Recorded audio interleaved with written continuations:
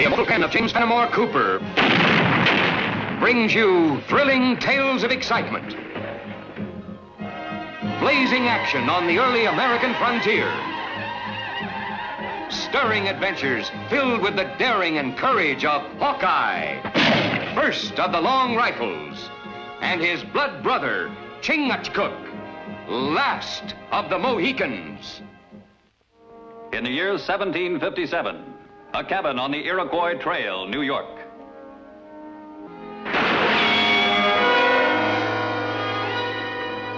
Don't shoot.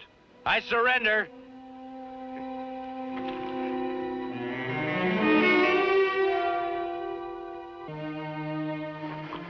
Nat! I might have known it was you. Nobody else can hit that iron from across the clearing. Chingachgook, welcome to my house again. Oh, greetings to Mother of Hawkeye. Where's Tommy? In the Army? He's a sergeant already, a dispatch rider. My kid brother doesn't seem possible. Nat, it's been a year since you went away to guide those settlers west, and Tommy just sort of grew up. Tommy, a redcoat. How about some breakfast? You know, we've been traveling all night thinking about your buckwheat cakes and maple syrup. Fort William Henry, an isolated British outpost defending against the French and Indians on Lake George. Now you understand, Cutler. You're to destroy this dispatch at the first sign of danger. Yes, sir. And then if you still get through, you can deliver the message orally. I understand, sir. All right, will you repeat it for me once more? Danger of large-scale Indian assault. Situation grave. Rush reinforcements and wagon train at once. Excellent. You know the shortcut, I'm told. I sure do, sir. It goes by my mother's cabin, up near Waterville. Colonel, it might be an excellent idea to let Togana escort Cutler as far as Waterville, then cut up the Iroquois Trail to Lake Champlain and scout the French camp. All right, go ahead, Ogana. Aranya. Good luck, gentlemen. Thank you, sir.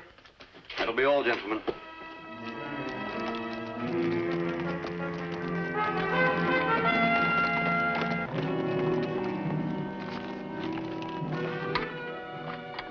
Oh, Ma, no more.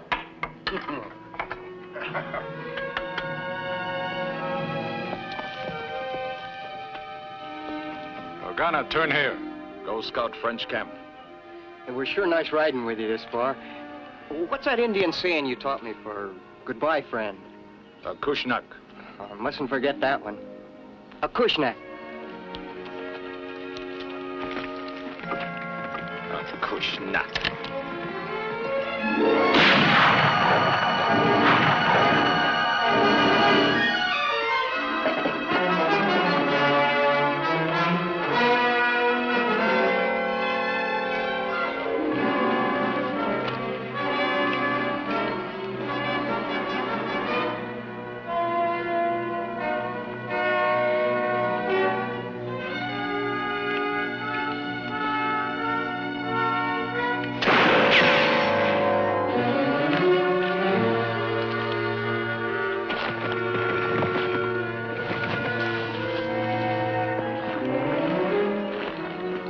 It's Tommy.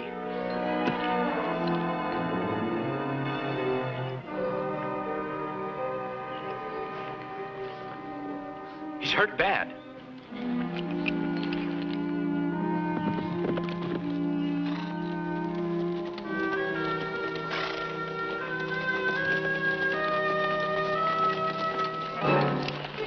What is it, Ogana? Bad medicine, Captain. Young Cutler tried to give paper to Hurons. Ogana stop him. Have to kill. We've done all we can. With no doctor this side of Albany.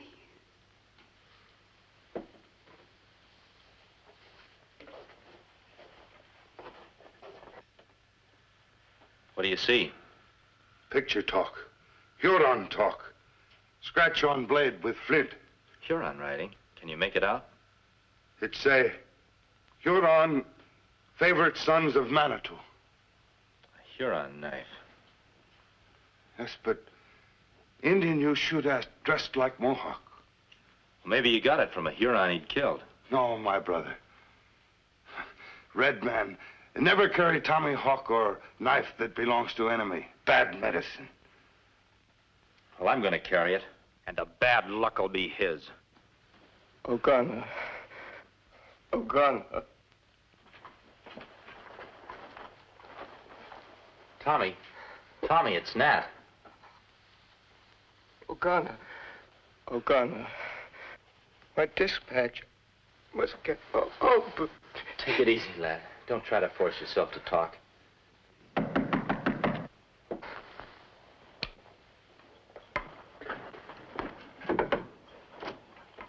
Is Sergeant Tom Cutler here? Yes, he is. Who are you?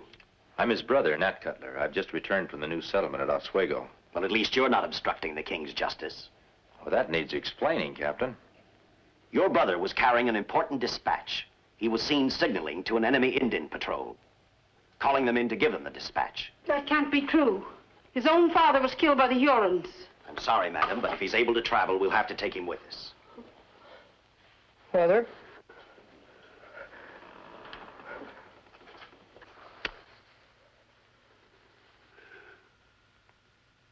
Mother.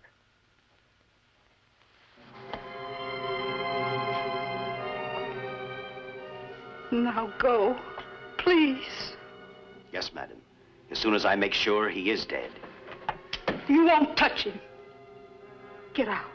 Steady, Ma. The captain's only doing his duty as he sees it. Let him look for himself.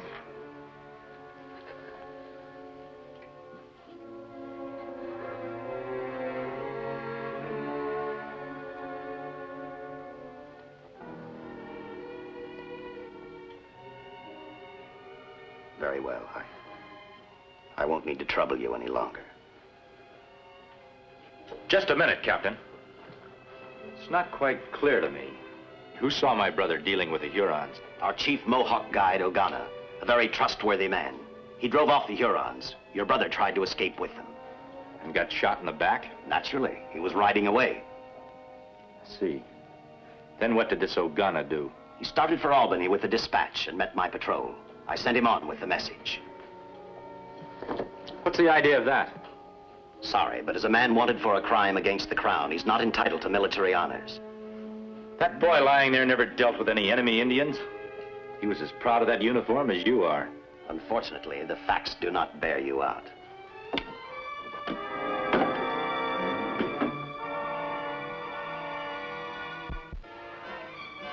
Not entitled to military honors.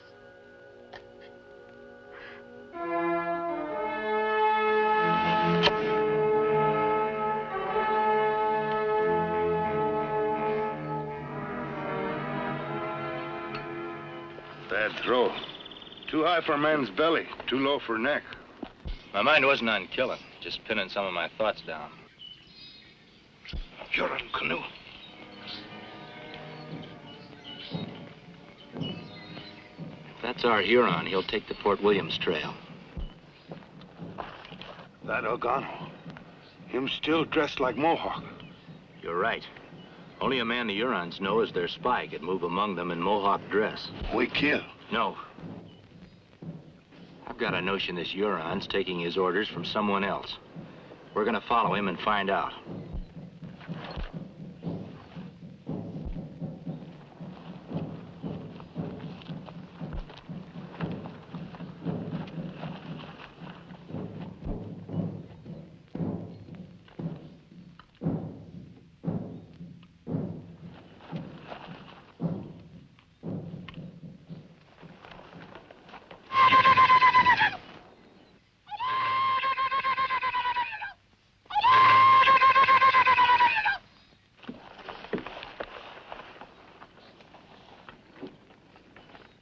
Brothers, I have just come from French camp.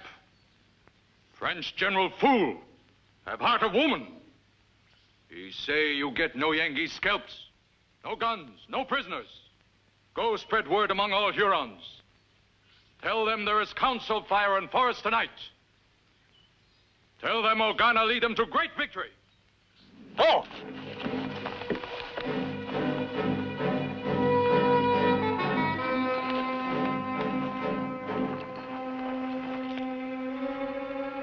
My tomahawk thirsty. Put it away.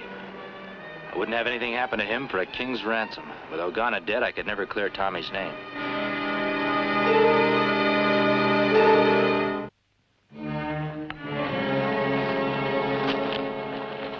shoot. We're friends. Why you follow? We're making our way to Fort Williams. We got run off our trap lines by Hurons. Is this the right path?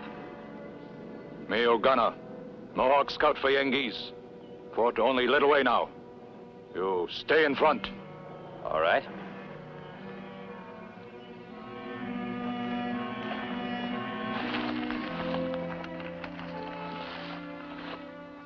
And when did you get the message to Albany? I son yesterday. General say tell you wagon soldiers leave before sundown. Do you hear that, man? Our reinforcements are halfway here. They should be with us tomorrow. On way back, me scout French general's camp. Many French soldier, many Hurons. Big guns come through woods this way. Well, that confirms it, Captain. Montcalm's on the move. It'll take him 3 days before he gets here. By that time, we'll have plenty of men, and we'll give him a royal reception. Thank you, O'Gunner. You rendered a very valuable service. I must go spread the good news among the other women. Thank you, O'Gunner. I blame myself, sir, for taking that young Cutler scoundrel for granted. I should have sent O'Gunner on alone in the first place. Yes, we should have.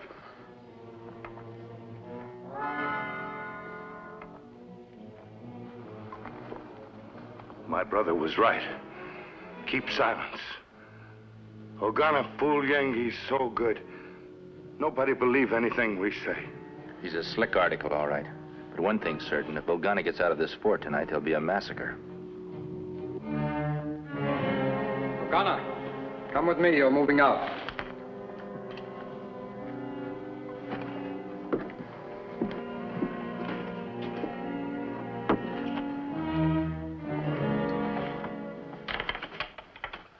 O'Gunner, I have talked the colonel into ordering you to get word to the relief column, which we both know is still in barracks at Albany. My orders for you, however, are a little different. O'Gunner, listen and obey. Our work here is finished, O'Gunner. Go at once to General Montcalm and tell him to speed the cannon and the infantry. We must move fast now, before Captain West's patrol reaches Albany, for then the British will know that you did not deliver the dispatch. Tell the general that I shall be waiting in the forest to join my old company of the 5th Regiment. Aranya. Au revoir, mon ami.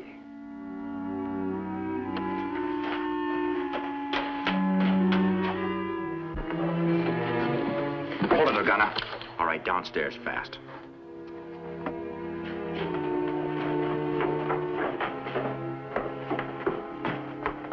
I don't know what the meaning of this is, but you'd better have a reasonable explanation for it. Captain, before I let that Huron devil out of this room, I'll shoot him myself and take the consequences. Huron? You heard what I said, Captain. And he's no mere warrior. He's one of their high top chiefs. They're gathering out there now, waiting his return. Just who are you? The name's Nat Cutler. He is Hawkeye to his Indian brothers. Hawkeye, the long rifle. Also the brother of Tommy Cutler, our traitorous spy. He was no traitor, Captain. The Mohican and I saw O'Gunner kneeling beside his body. I shot this knife out of his hand as he was about to scalp Tommy to make it look like another Huron had done it. Now we'll all go to the colonel's office and he'll clear Tommy's name. Take him along. Don't move! You're not going anywhere. Take his rifle, O'Gunner. Now go, O'Gunner! Go! You've got to stop him. That Indian's a traitor. And so are you if you let him out of this fort. Your discovery comes a little late, my friend. So it was you who ordered my brother killed. And as the brother of Cutler the spy, your death at my hands will be equally justified.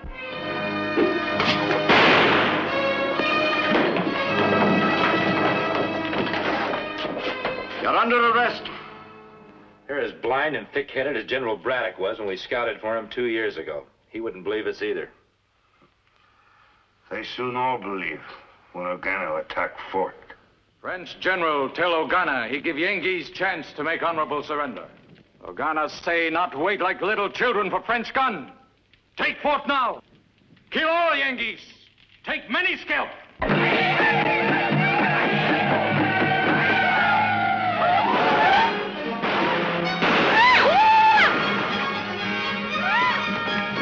What is it?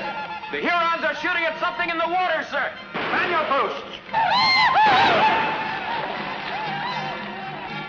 It's Captain West, sir.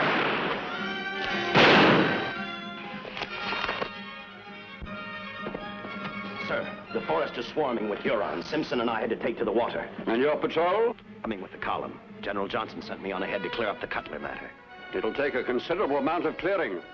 His brother's in a cell now for killing Captain Brownell and trying to prevent Ogana from leaving the fort on a mission. Then you have the wrong man in jail, sir. Ogana never delivered your dispatch. Albany is convinced he's an enemy agent. Change into a dry uniform. Yes, sir. You've been fools, my dear.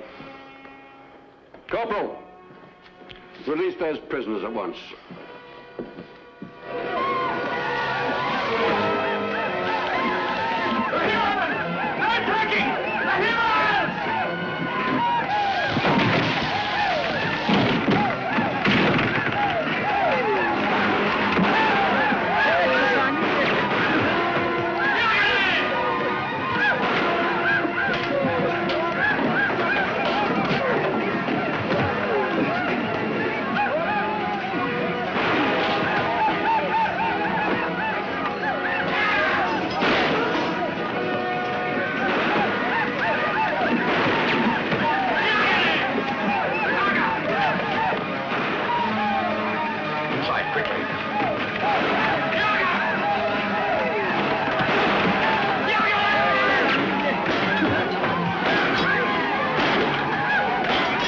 Stay here and bolt the door after me.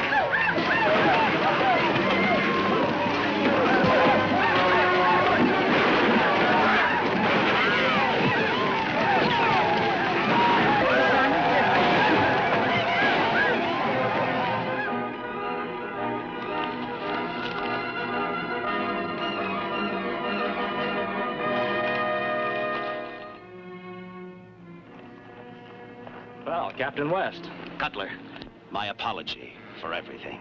No apology necessary, Captain. That devil Ogana made off with Marion. I know. I followed you out. I've sent Chingachgook for help.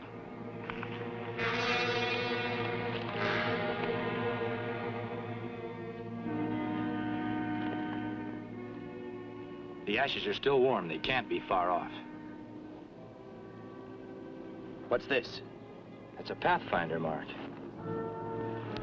But they're Ottawas, not Hurons. We're in luck. How? They both fight for the French. I know, but there's no love lost between them. This may be the break I'm hoping for. Come on, let's hurry.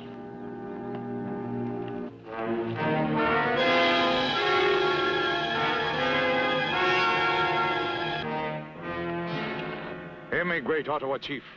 My name Ogana, chief of Huron. Today my men win great victory over Yengi's fort. This woman mine. You make her my wife under Ottawa law. What say, white woman? No, no.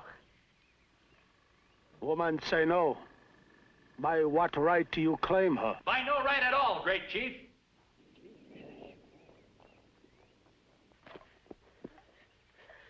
This Huron speaks with double tongue.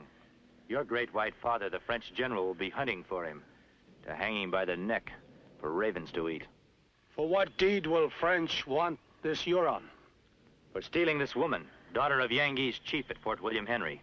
The long rifle lies. This woman mine. Only one of us is the liar, chief. I ask the right under Ottawa law to prove I speak the truth in battle with this hunter of women. So be it.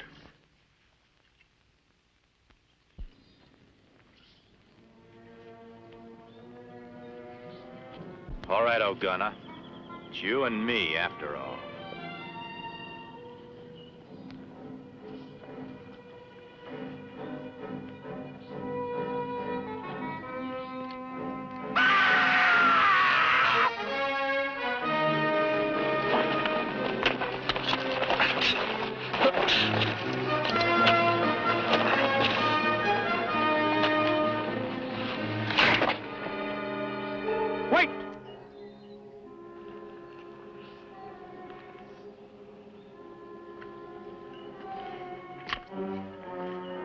You will fight in the fashion of my father's fathers.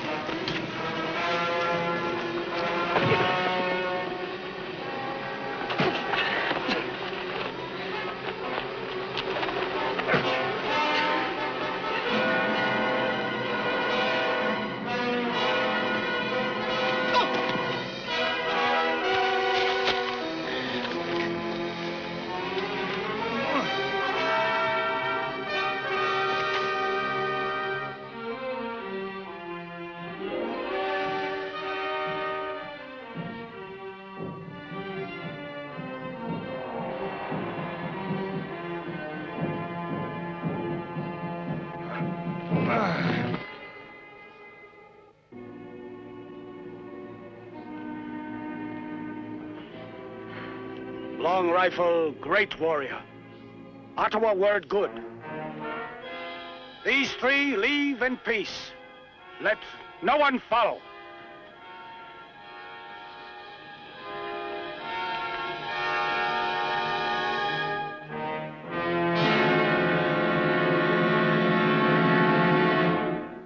My own personal gratitude to both of you is, of course, beyond measure.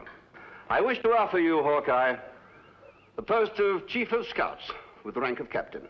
You would honor the service by accepting. That's a real compliment, Colonel. But I reckon me and Army regulations, we just don't get along somehow. Besides, Chingachgook and I were planning on heading out for some new territory, west of the Big Smoky Mountains. The grass is tall and green, and there aren't any wars going on. Thanks, anyhow.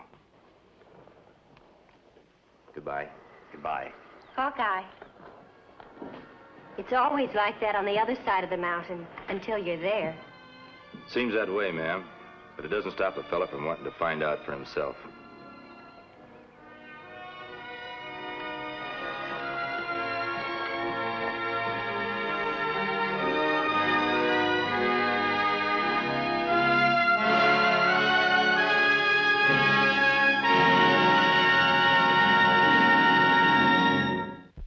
Join us again at this same time next week for another of James Fenimore Cooper's gripping tales of the early American frontier. Another exciting adventure of Hawkeye and his blood brother, Chingachgook, last of the Mohicans.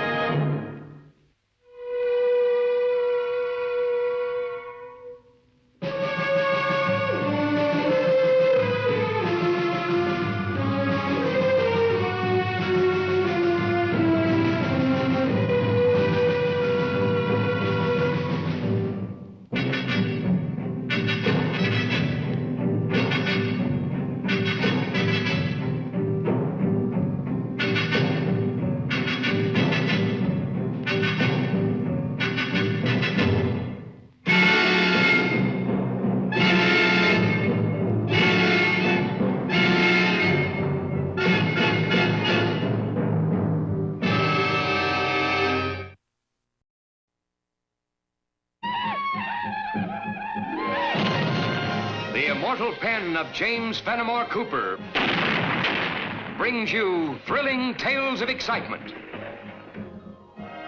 blazing action on the early American frontier, stirring adventures filled with the daring and courage of Hawkeye, first of the Long Rifles, and his blood brother, Chingachgook, last of the Mohicans.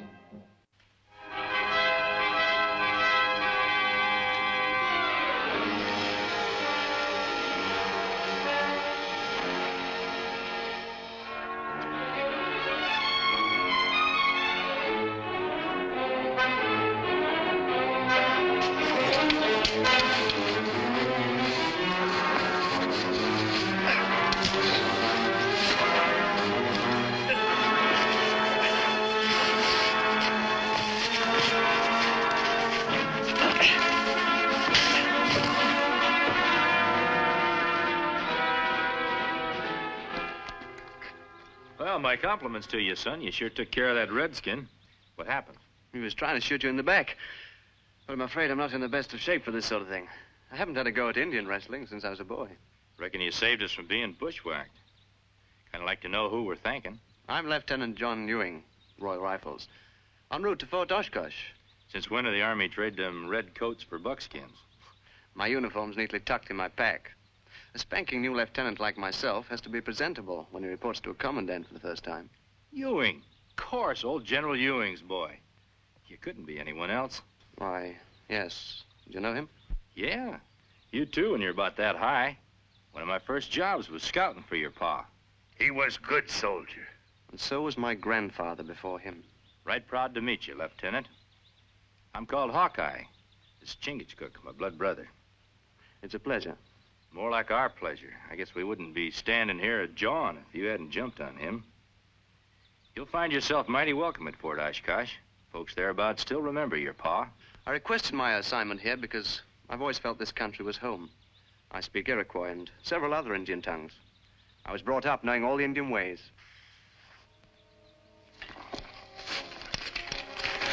You take. Me believe your father, General. Not bring prisoner to fort. First time.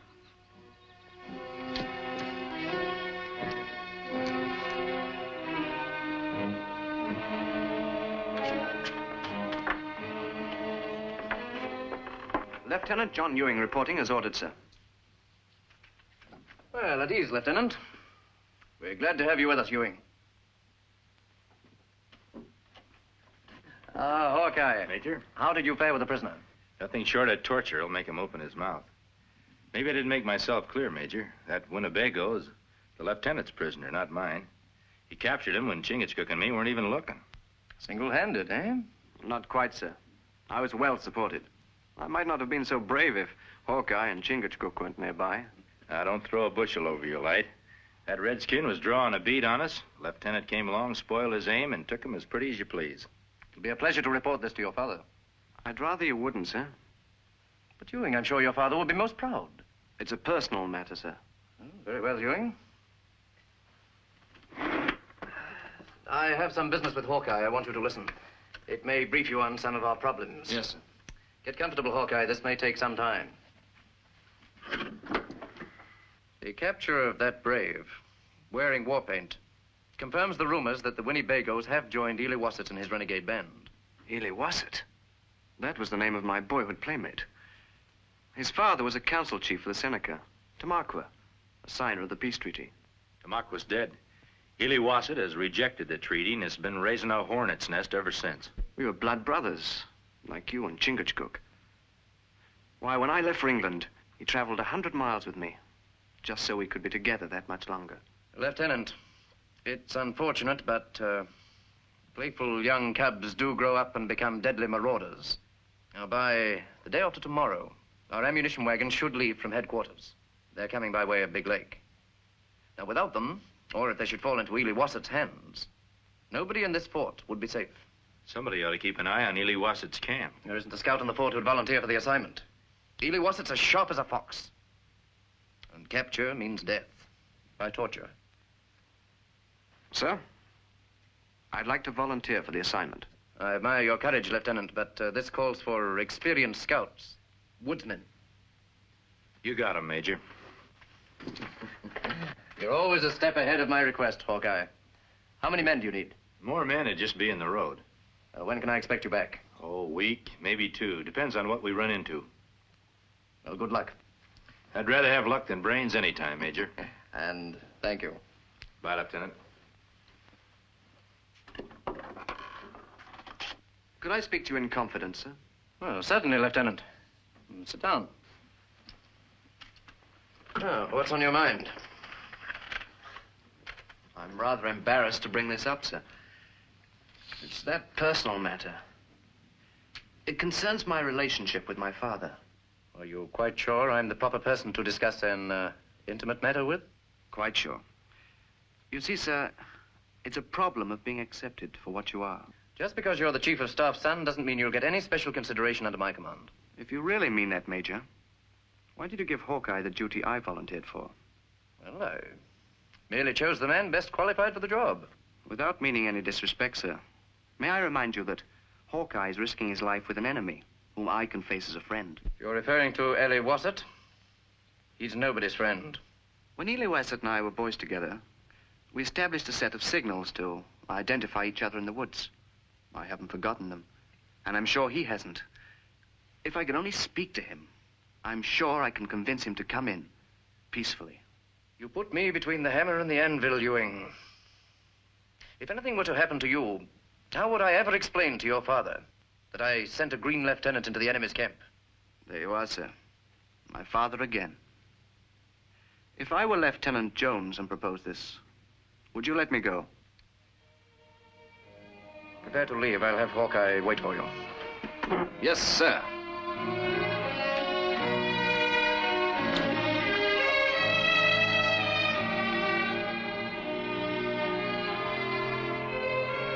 We're getting near Ely Wassett's camp. Keep your eyes peeled. He might have scouts out.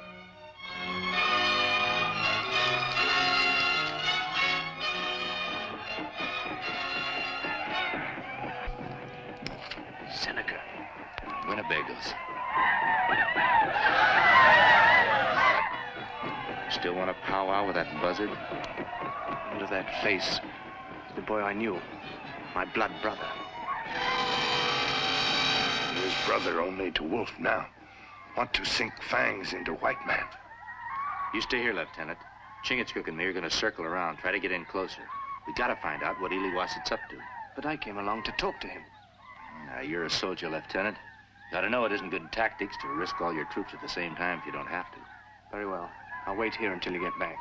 If we don't, it's up to you to get word to Major Duffy about this gathering of the tribes. Together, the Seneca and Winnebago will bring flame and arrow to white devils everywhere.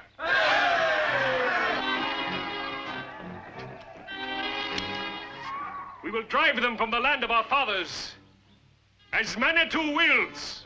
If the lieutenant heard this, he wouldn't be so fired anxious to meet Ely Wassett.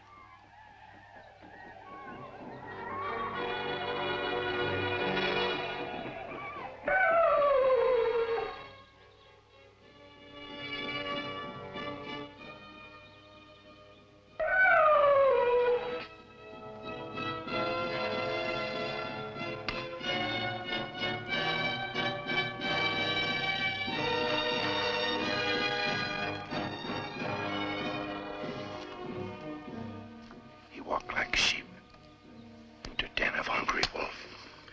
We can't help him now. Let's keep the hair in our own heads. All we can do is pray that the Ely Wassett is the friend the lieutenant thinks he is. It's been a long time, my blood brother. But I knew you'd never forget. Ely Wassett never forget anything. I promised you, the moment I got my commission, I'd come back home. My brother is Yankee's soldier now. Lieutenant. And this is my first assignment. To speak to you about keeping the peace.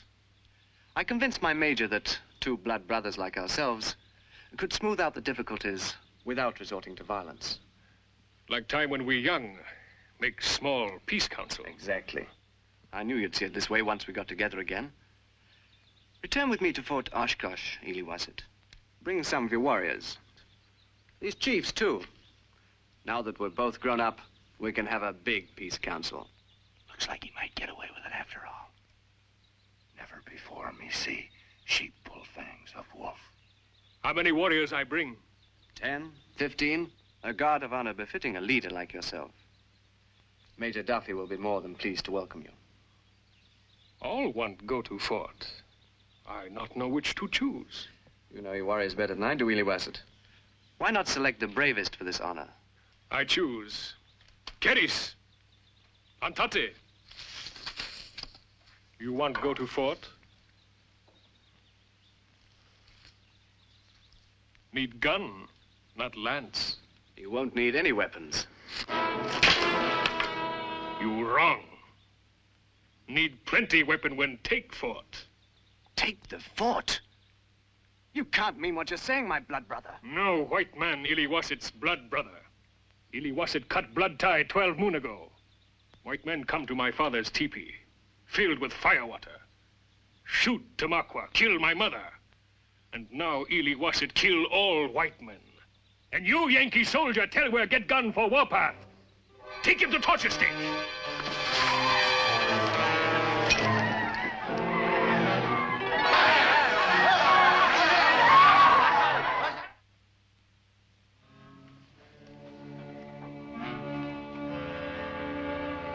Blood of Iliwasset in his veins make him brave much torture. But him still white man. Heart, like rabbit, make tongue tell everything. We go now. Get wagons, get many guns. We get guns! Follow. See what they're up to. And you, my brother, I'm gonna go pick up what's left of our friend.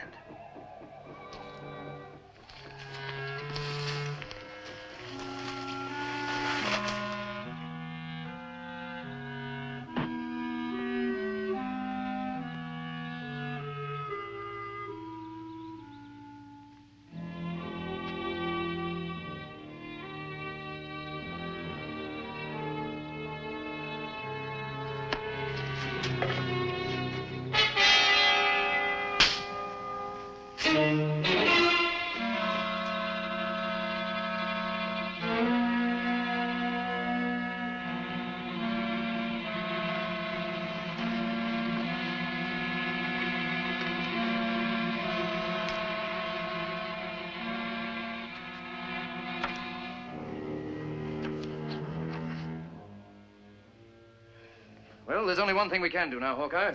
March towards Big Lake. At least we might be able to help those wagons get through. Sound general quarters, full packs, battle order. Too late to help wagons now. Iliwasset capture. Kill everybody.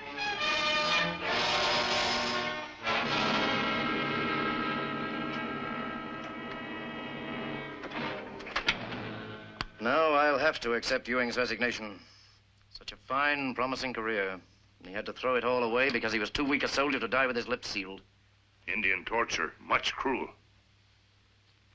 They can make a man forget he's got a soul, let alone loosen his tongue. Yes, but if he'd only listened to you instead of signaling Iliwasset. I reckon you or me might have done the same thing. Pretty hard to believe that your own blood brothers turned into a dirty double-crossing snake. Well, actually, I'm as much to blame as he is. I should never have let him go with you in the first place. Yeah, I reckon I was wrong, too. I shouldn't have left him alone. Where's the lieutenant now? Packing. Well, what's done is done. We can't sit here lamenting. The order for general quarters stands. I want every able-bodied man ready within half an hour. Major, that's an order you ought to think over. You're leaving the fort awful easy pickings with no one to defend it. I have no choice. Well, that depends on what Iliwasset's up to. Me follow Iliwasset and braves to camp. They make victory dance. Victory dance. If I know anything about Winnebagos, there's no telling how long they'll keep celebrating. They sit around talking and boasting about what they're going to do next. In that case, attack is my best defense. We'll take them by surprise. Not in redcoats, Major. Out in the forest, they're a little too bright to surprise anyone. It's a job for the militiamen. I have more than 20 under my command. Well, that's plenty for what I got in mind. Well, I've always respected your judgment when it comes to Indian fighting, Hawkeye. I'll issue the orders. When do you plan to leave? After nightfall. And just in case Iliwasset's got a couple of braves watching us, we'll leave by the back way. I'll see you then.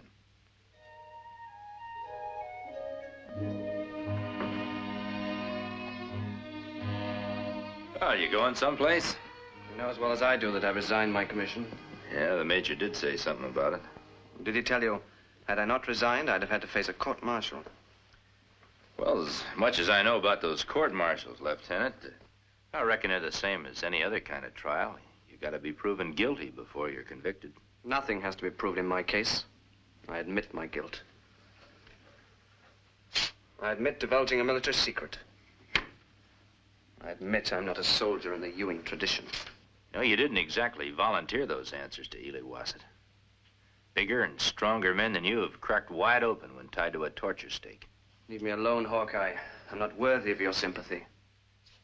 Well, I didn't come here to dole out any of that. I came here to ask your help. Help? From me? It's pretty rare finding men who know the woods around here like you. I need men like that if Ely Wassett's ever to be stopped. I don't belong in the forest. I was wrong when I thought this was my home. This place is through with me, and I'm through with it. I'm going to get as far away from it as I can. Well, I don't blame you for thinking that way after the beating you took. Chingachgook and me and a handful of militia are going out tonight after Ely Wassett. No matter what you think about yourself, I'd be right proud to have you alongside me. Well, if you happen to change your mind, why, give me a holler.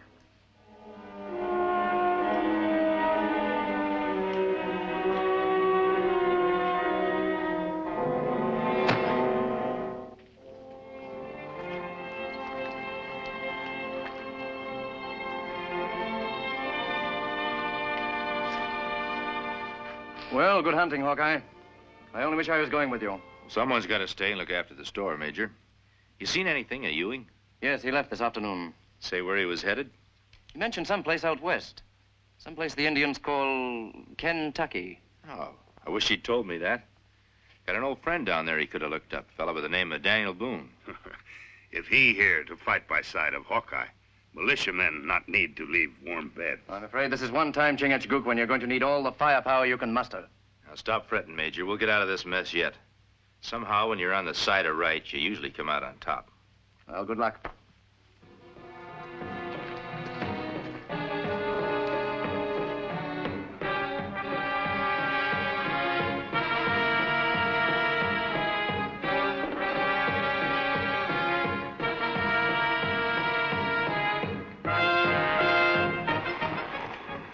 Big snow cover everything. Me scout from here to Bendin River. No tracks. Yeah, but we'll have to move carefully after that point.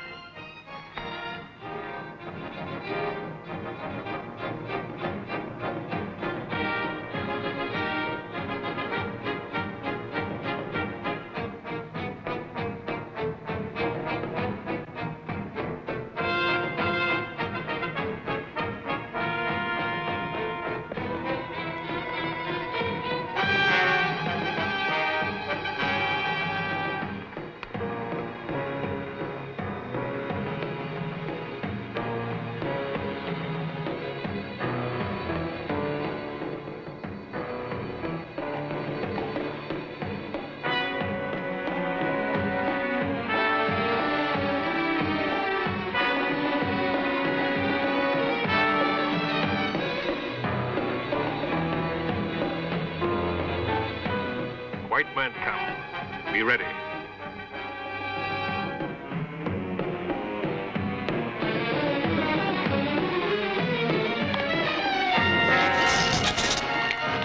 No shoot. Seneca medicine man. Before you ambush.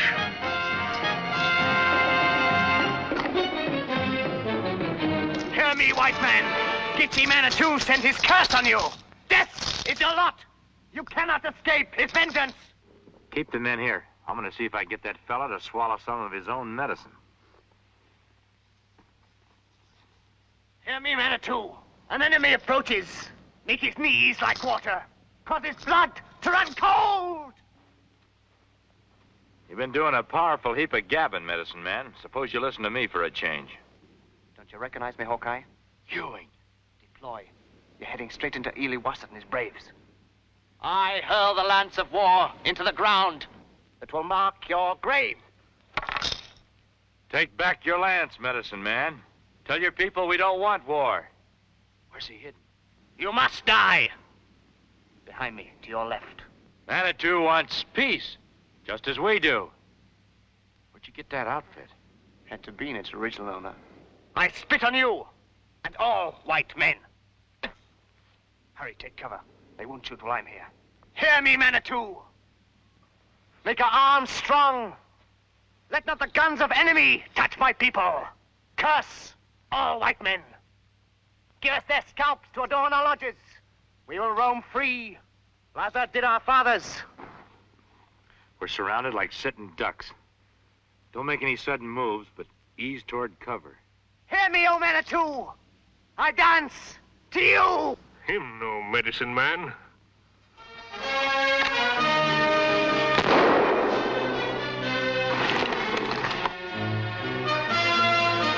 Shoot! Shoot!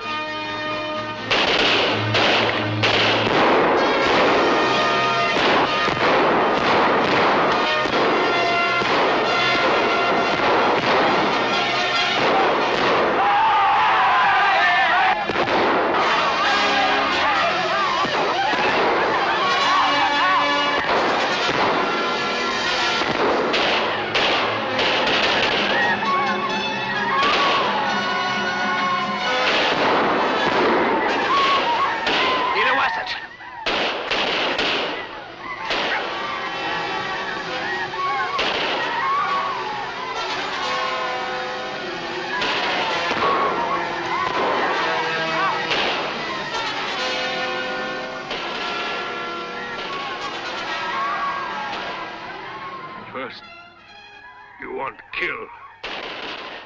Now try help. Why? I didn't want to kill you. It was my duty. After him!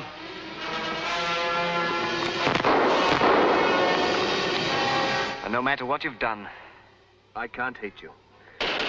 You're still the blood brother of my boyhood. Hawkeye! My blood and your blood go into earth.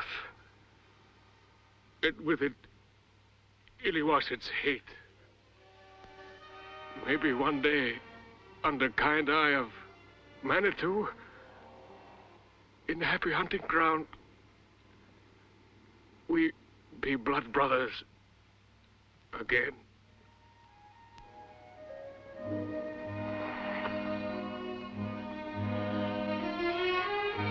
And so, for rendering service beyond the call of duty, it is recommended that Lieutenant John Ewing be awarded the Medal of Parliament.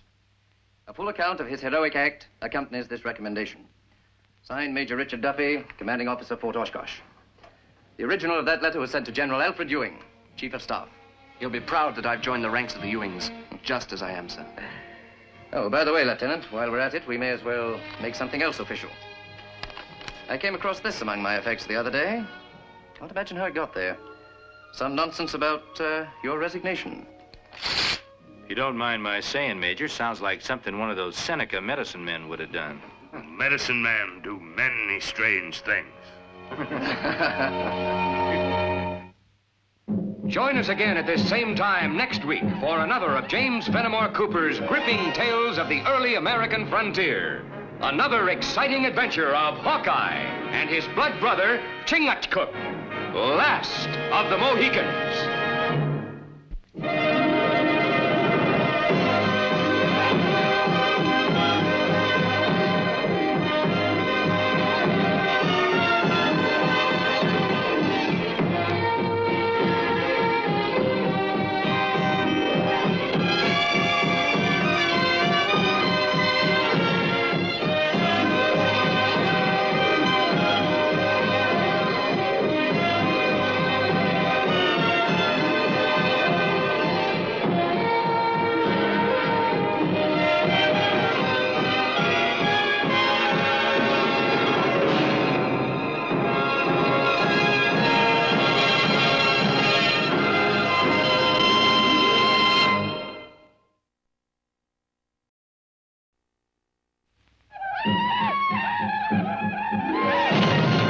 The immortal pen of James Fenimore Cooper brings you thrilling tales of excitement,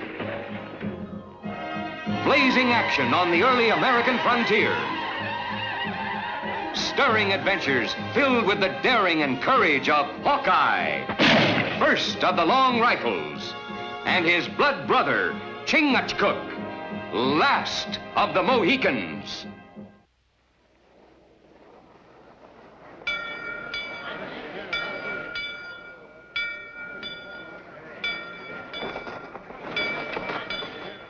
It's happened again!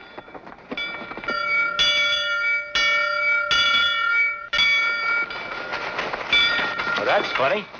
People usually head for the meeting house when the bell tolls, not run from it.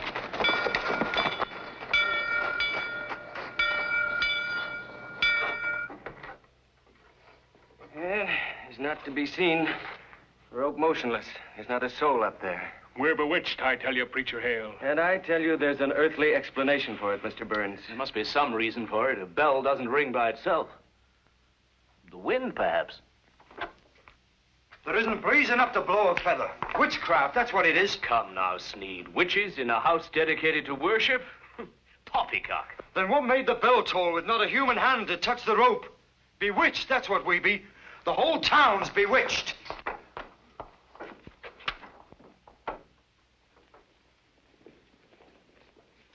Hawkeye, Chingachgook, Squire Griggs, these are the men who guided the first settlers into this township. You're more than welcome. Preacher Hale's been telling me he sent for you. We're going to need more than ball and powder to help us chase away witches. Oh, maybe we should have brought our broomsticks. It's not anything to be made light of. He speaks gospel, Hawkeye. Wayneville's beset with superstition and fear. The preacher can tell you what we've been enduring after a bit of refreshment. Oh, I'm sorry. You've come a long way. But this evil that's abroad has been very upsetting. I not believe in witches, but when belly is full, ears are more willing to listen. Just You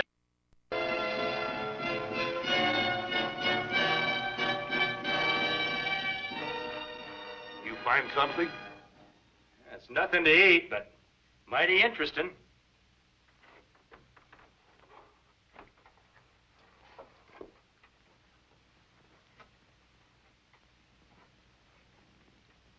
What do you make of this?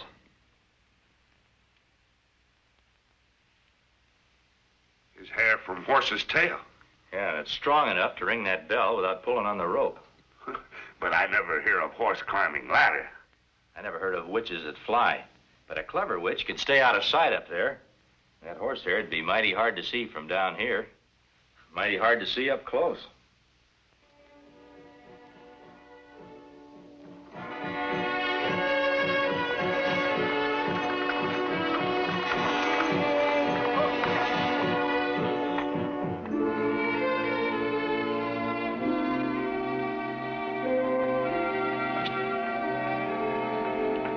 Far as you come.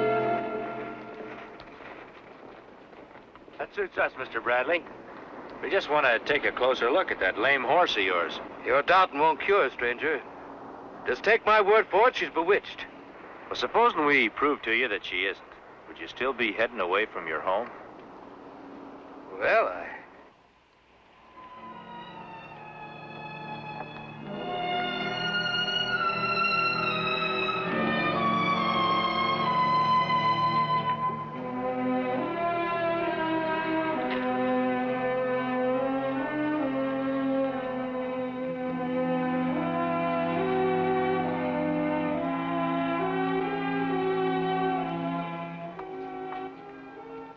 There's your witch's curse.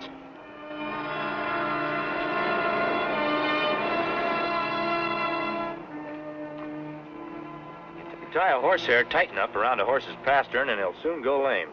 But who'd do such a thing if it weren't a witch? Maybe you've got the answer to that. That's an old cavalryman's trick. Well, there ain't no cavalrymen hereabouts that I know of. Well, you never know what people were before they came out here. But what about Kilbane? We saw him draw the milk from his cow. Brimstone it had in its taste and in its smell. Brimstone is sulfur. Cow licks it up, it'll taint the milk. I know every square inch hereabouts. I ain't seen no sulfur. Maybe the same human hand who tied that hair around your horse's leg fed the Kilbane cow sulfur. Well, one thing for sure. By the time you get back to your farm, your horse will forget to limp.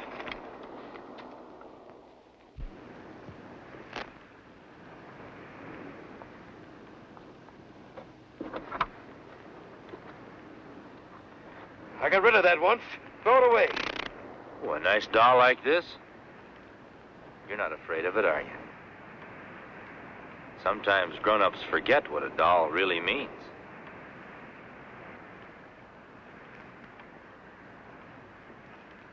You holding it like that, Prudence?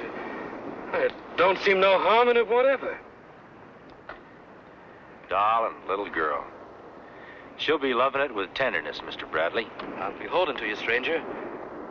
There'll always be a welcome for you and your friend at the Bradley farm. Yep.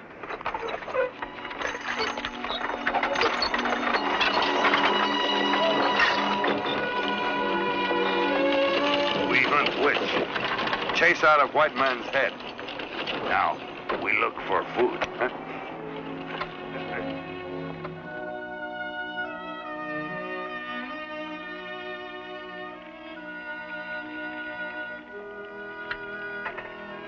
That look good. A good start for convincing Bradley to go back. The whole town's a buzzing with it. Truly a victory against evil. Well, it's no more than the eye of a needle. There's the tolling of that bell to answer for. Remind me tomorrow to take a look at the cow the Kilbanes left behind. What need? Just might take us one step closer to whoever's trying to get this town to believe in witches.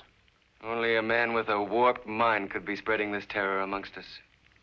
Or a woman. Man or woman, a disciple of the devil himself. Well, the bottomless pit's filled.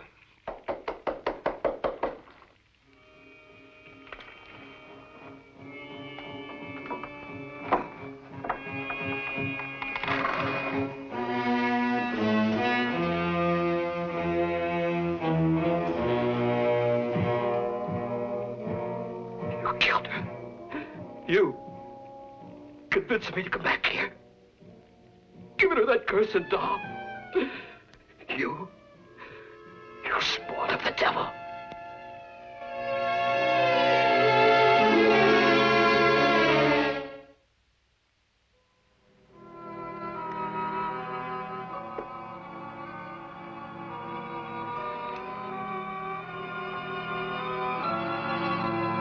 Strong. Little girl, not able to push in. Well, it could have crumbled.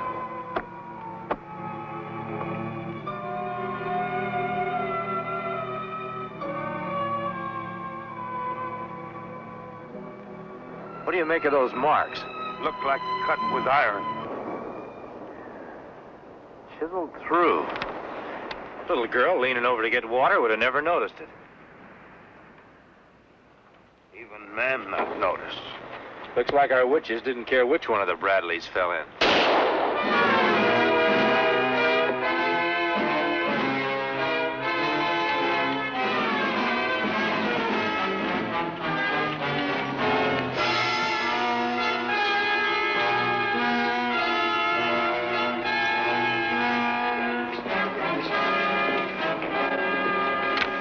Hold it. He get away. I want him to. I've got a hunch there's more than one witch in these parts. Shooting him will only leave us a cold trail. You see face? No. But there's not more than a couple of saddle horses in the settlement. It shouldn't be too hard to find out which one's been out for a gallop.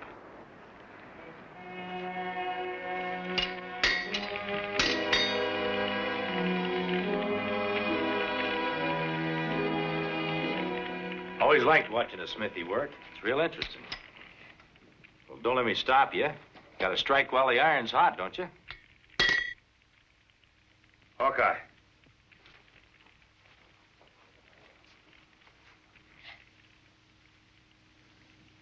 Nice looking mare. Yours? I got no time to dally. I might be interested in buying her. Ask Preacher Hale. It's his. Well, thanks anyway.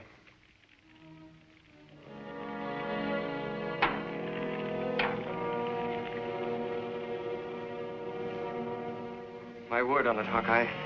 I didn't put saddle to that mare today. That's good enough for me. But somebody had. She was still lathered up when I touched her at the blacksmith shop. Your pardon for bursting in, Preacher Hale, but I found this in my pasture. Smell it. Sulfur. Looks like our witch has been real busy. A few more salt lick blocks like that, and nobody'd have milk fit to drink. Where would anyone around here get sulfur? Well, blacksmith sometimes uses sulfur to cure his iron. So he does. He always talk. Say witches bring magic curse. Maybe he talked too much. Well, one thing's certain. My mare's been ridden, with only Sneed and myself having access to her. What makes you think that Sneed's been riding your mare? A man about Sneed's size tried to shoot Chingachgook and me at the Bradley farm. Got away on the mare. Did you get a good look at him? Not good enough. Mrs. Hale, could you spare a little time from your knitting? In a good cause. Could you spare one of your knitting needles? Why, I suppose so. What's a knitting needle got to do with Sneed? You're not accusing him of being the one behind all this witch business. Well, I'm not accusing anybody of anything yet. I was just wondering, what would Sneed do if he found one of those rag dolls in his blacksmith shop? And saving some patches for a quilt. It'd be just the thing to make a rag doll.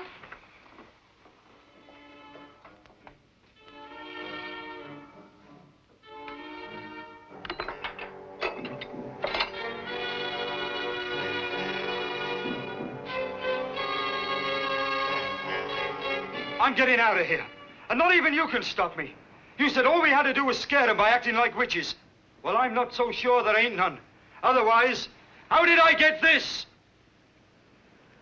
You sent it.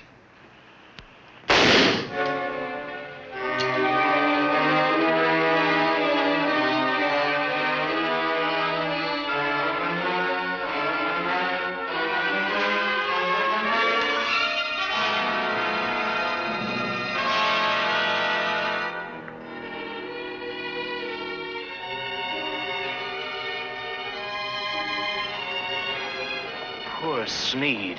Did you see his face? The fright of the devil on it. Oh, now, Mary, you're not to blame.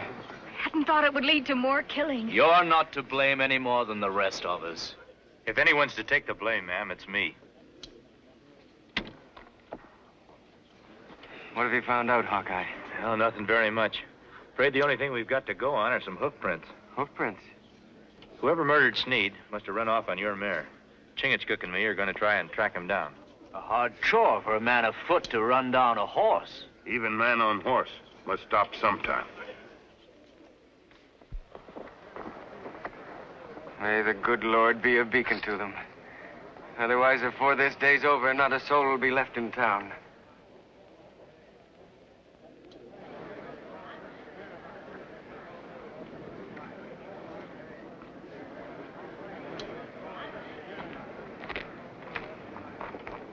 Begging your pardon, Squire.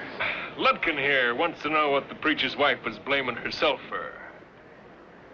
Long years, haven't you, Ludkin? Well, he ain't the only one wants to know what's going on. And as Squire of this township, it's your duty to tell us. I don't rightly know there's much to tell. Excepting this was found by poor Sneed's body right in the blacksmith shop. Why, that puppet's made of patches, and I recognize them. Come now, patches are patches. Not when you've fingered them as much as I have. And that red one? I gave that to the preacher's wife. Are you sure? Should know my own flannel. What's wrong with you people? The way you're acting, a body would think you were ready to accuse Mrs. Hale of being a witch. Maybe she is. Come on, let's put the question to her.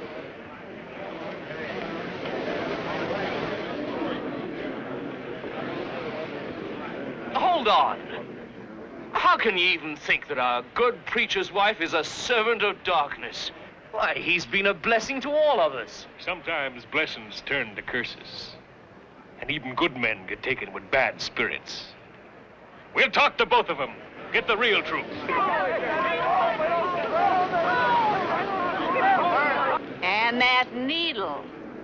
recognize that, too. It's Hearn. To the preacher's house. You'll commit a great wrong if you act in haste.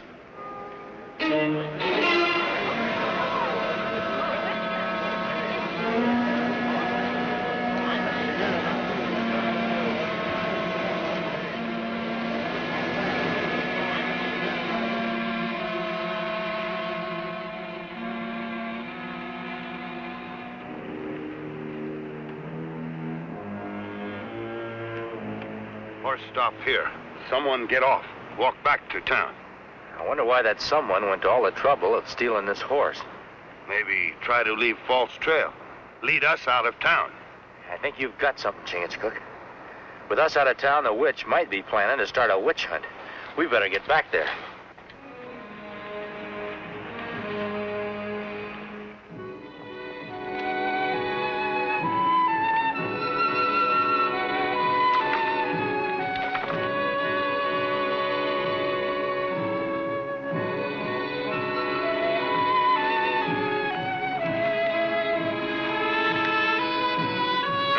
This.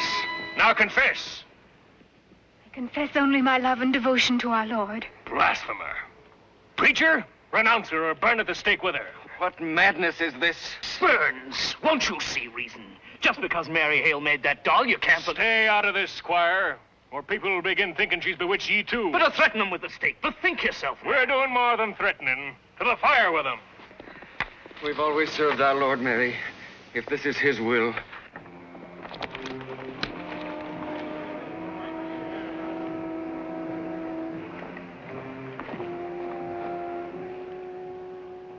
Shoot anybody who tries to set fire to the wood. Where you go, my brother? You keep your eyes and ears open, you'll find out. Told you over and over. If I'm guilty, my husband isn't. Let him go. If you're a witch, confess and death will be swift. She is innocent. She cannot confess to a lie. Squire Griggs, I appeal to you. I appeal to you. Just admit that your wife's bewitched and you'll be saved. You never believed in witchcraft? You're behind all this? What are you, a madman? An accusation from a man possessed means nothing. Get flame. Listen to me. It's Griggs. He's the one. He's behind all this. You've lost your flock, preacher. They followed you, but they do my bidding now. And afore your ashes are cold, the fools will be fleeing, and the town will be mine. Mine. May you always have the taste of our guts in your mouth. Mary, if our Lord wishes us to die, Griggs is only his instrument.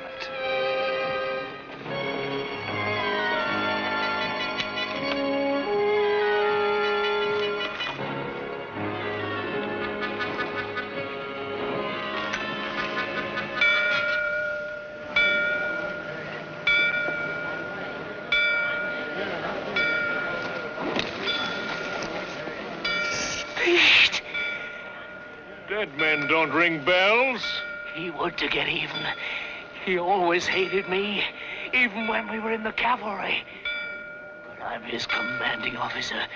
He'll have to obey me or I'll kill him again. Sneed, stop those bells! Sneed.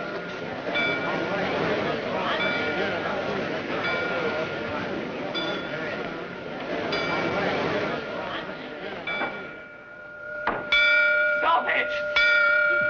Stop it!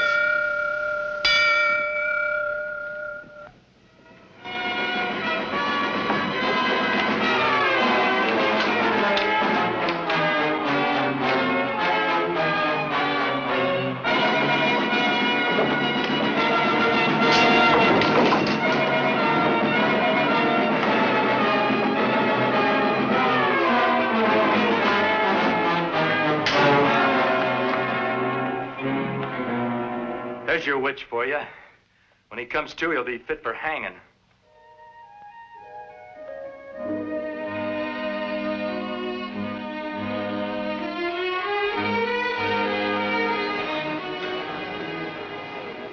You certain you can't stay for service, Hawkeye? We've got a long way to go, preacher. If you want us to spread the word that there never was a witch in this town. Well, whenever we give thanks, we'll be thinking of you. And Chingachgook.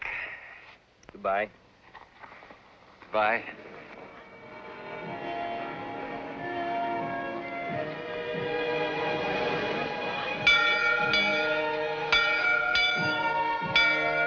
Bell. I always liked bells. Kind of got a song of their own. Like men singing when they're happy and free.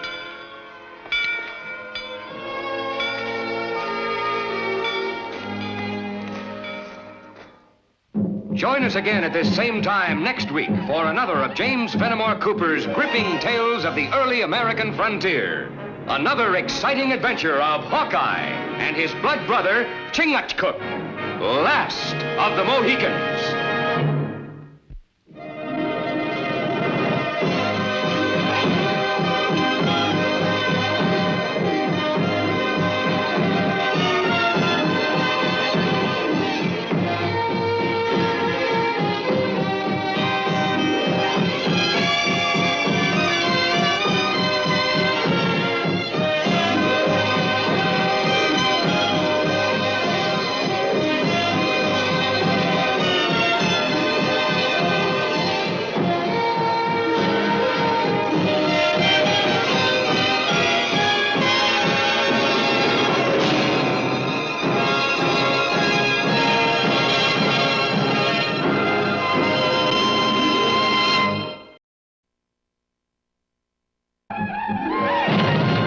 The immortal pen of James Fenimore Cooper brings you thrilling tales of excitement,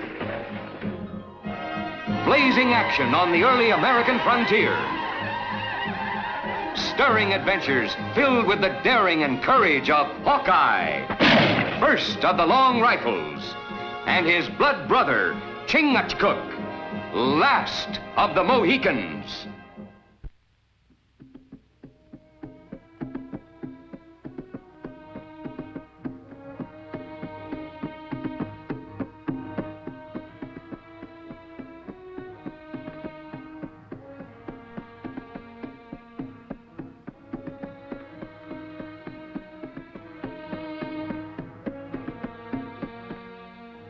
Rumors that Colonel Sanford heard about the tribes uniting for war aren't just rumors.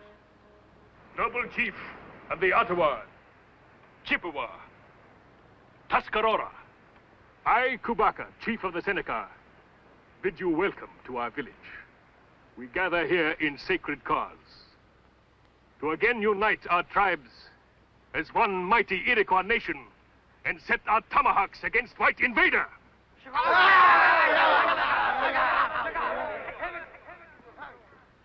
Together we will sweep him off land and drive him into sea.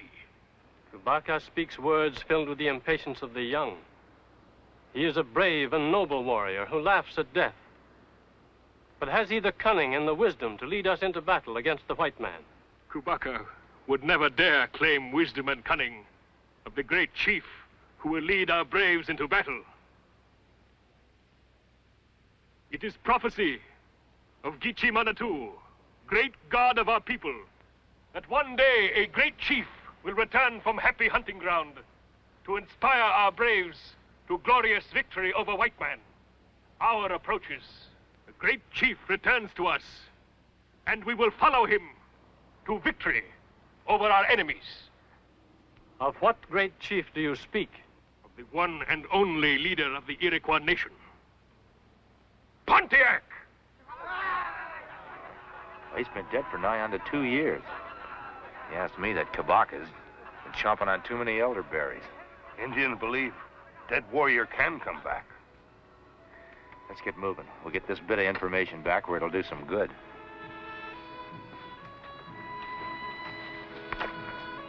It's incredible.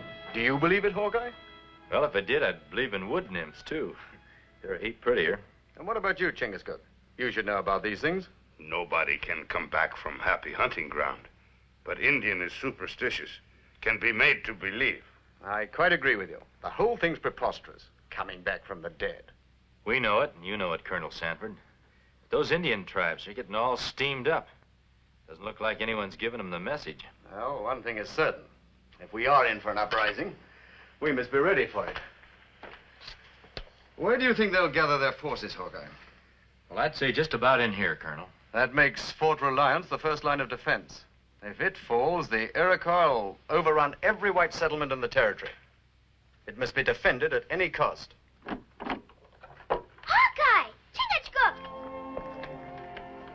Why didn't you tell me you were here? Well, now, Jamie, we didn't rightly get a chance to... Really, Jamie, you shouldn't interrupt when your father's having a meeting. Well, Hawkeye and Chingachgook are my very best friends. Next to you, of course. Of course. Please forgive the intrusion. Since when did a son intrude upon his father? Hawkeye, this is Miss Parrish, Jamie's new governess. This is Hawkeye, and this is Chingachgook. How do you do? Quite nicely, thank you, ma'am. Hawkeye, when can we go out to shoot squirrels? When can we? Now, hold on. You're a little young yet. Aw, you told me you shot your first bear when you were 6. 16. It was in self-defense. Things were a little different when I was a sprout. Chingachgook, you said you'd teach me how to shoot a bow and arrow. When young papoose grow into big brave, big enough to pull bow, then I teach.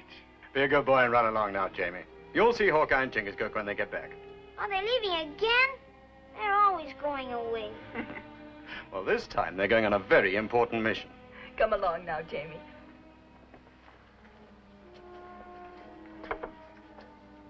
Now, to get back to the business at hand, Hawkeye, I'll have to ask you and Chingachgook to go with all possible speed to Fort Reliance, and from there proceed with a detachment of soldiers to our arsenal here. I know where it is, Colonel. Will you take me hunting tomorrow? Sure will. Promise? Well, if I don't, I hope I turn into a raccoon. Get along with you, young man. Goodbye, Hawkeye. Goodbye, Chingachgook. Bye. I'll be waiting for you.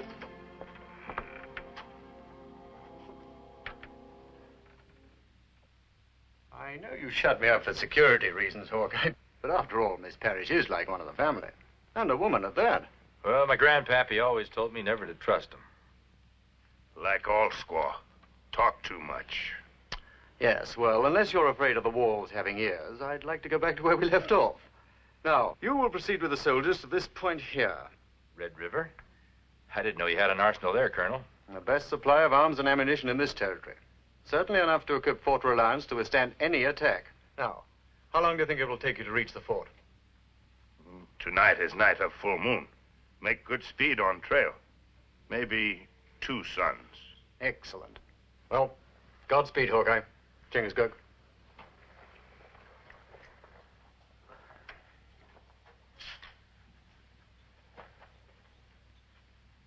Colonel Sanford. Yes? That Miss Parrish, has she been with you long? About 2 months. Do you know much about her? Only that she came to us with very excellent references. Why? Just asking. She reminded me of someone. Oh, probably some tavern wench who served you supper at a wayside inn. Maybe you're right. Stomach growl like hungry bear. We eat before go on trail. Now I remember. You go feed that bear. I'll meet you at the bend of the river. Well, what you do? I'm going to pay my respects to a lady.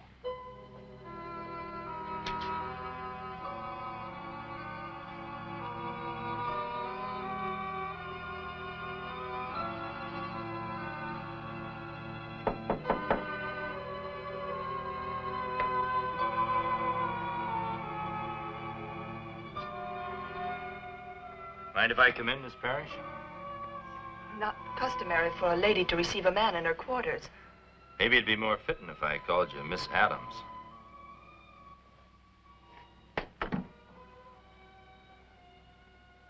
Nice living quarters you got here. Suppose you're going to tell the Colonel who I am. Well, that depends. Hawkeye, please believe me when I tell you how much I want to live down my past. It's a pretty big past you've got to live down. But it's behind me.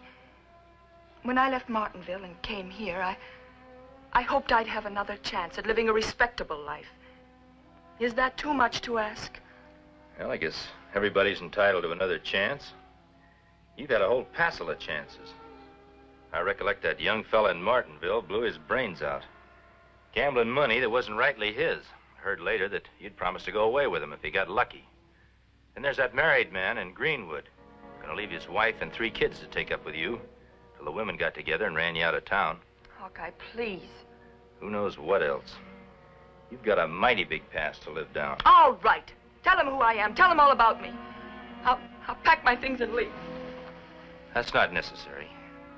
I don't aim to talk you down. Hawkeye, You behave yourself, and I won't allow as I ever set eyes on you before. But if you try anything, so help me, I promise you, you'll live to regret it. Thanks, Hawkeye. No thanks necessary, Miss Parrish. You just live your life here decent-like, and that'll be thanks enough.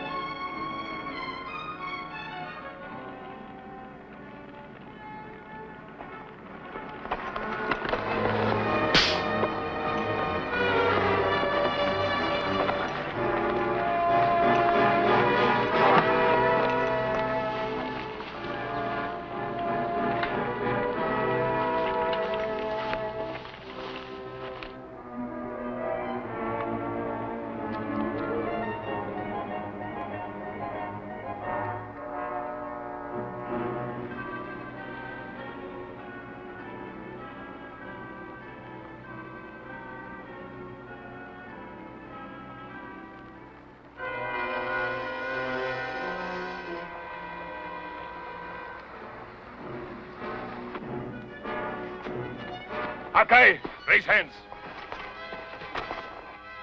Seeing as how you know my name, I guess it's me you want. No more talk. Go.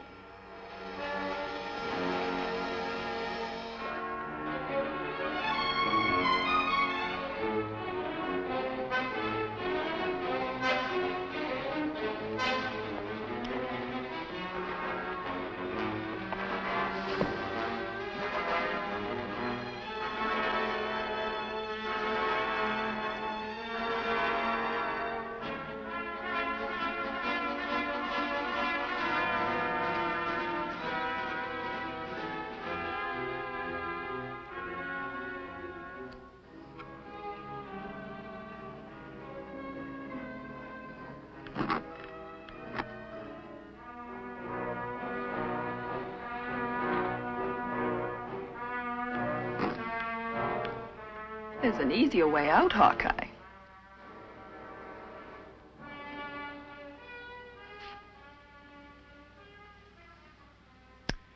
I might have known. Leopard doesn't change its spots, even in buckskins. I suppose you had Chingachgook ambushed, too. You followed his trail, just like I knew you would. You're going to take us to that arsenal you were so careful not to have the Colonel mention. Pontiac and his braves have much more need for those arms than Fort Reliance. Pontiac? Up to now, you've been putting men into their graves. When did you start digging them up? Your sense of humor is amusing, Hawkeye. You know, the Iroquois, in many respects, are like children, full of childish superstitions. They believe their legends, even the one that promises the return of Pontiac from the dead.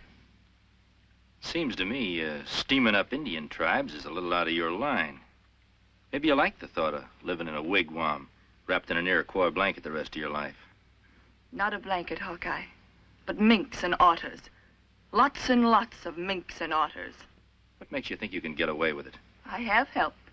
An ambitious young Indian, chief of all the Senecas. Kabaka. I might have known he'd be your hatchet man. I'm counting on other help, Hawkeye. You. Me? I need a man like you to follow through for me. You know how I feel about you. I've always felt this way. Show us the way to the guns and powder. After we've helped Pontiac and his braves, we'll go away together and live a life of luxury. Just you and me. You and me going away together is about as loony a notion as you thinking you can dig Pontiac up from the grave. You're a fool, Hawkeye. And I have no use for fools. Take him to the torture stake.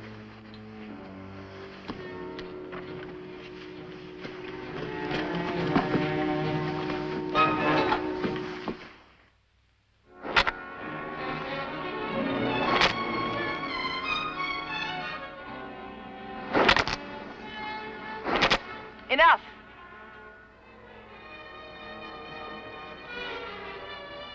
You had enough? Other ways of making you talk, my friend. Bring the Mohican.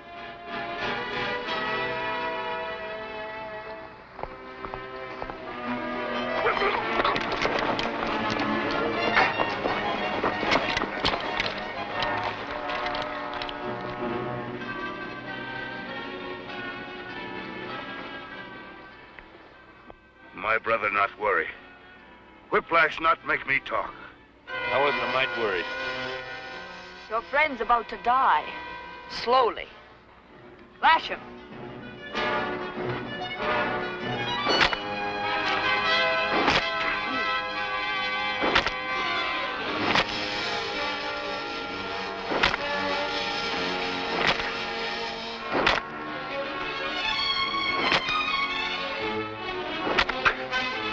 That's enough.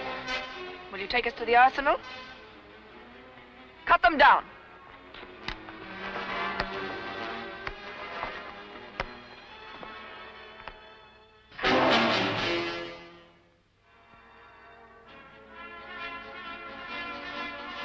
What's going on? He comes. The word of Manitou is fulfilled.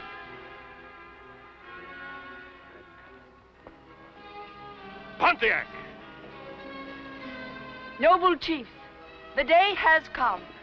Your great chief Pontiac has answered his destiny and has come to lead you into battle. Since the great Pontiac returned from the happy hunting ground, he has been shrouded in silence. Why should the white woman be the great Pontiac's tongue? Why can he not speak for himself? The heart of your great chief is heavy with pain because of the great wrongs done his red brothers by the white invaders. The hurt within him has sealed his lips.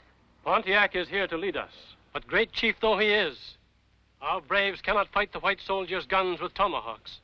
Pontiac needs no counsel in the art of war, Aganu. Why do you think he had the woodsman known as Hawkeye and the Mohican brought here? Because they know where the white man keeps his guns and powder.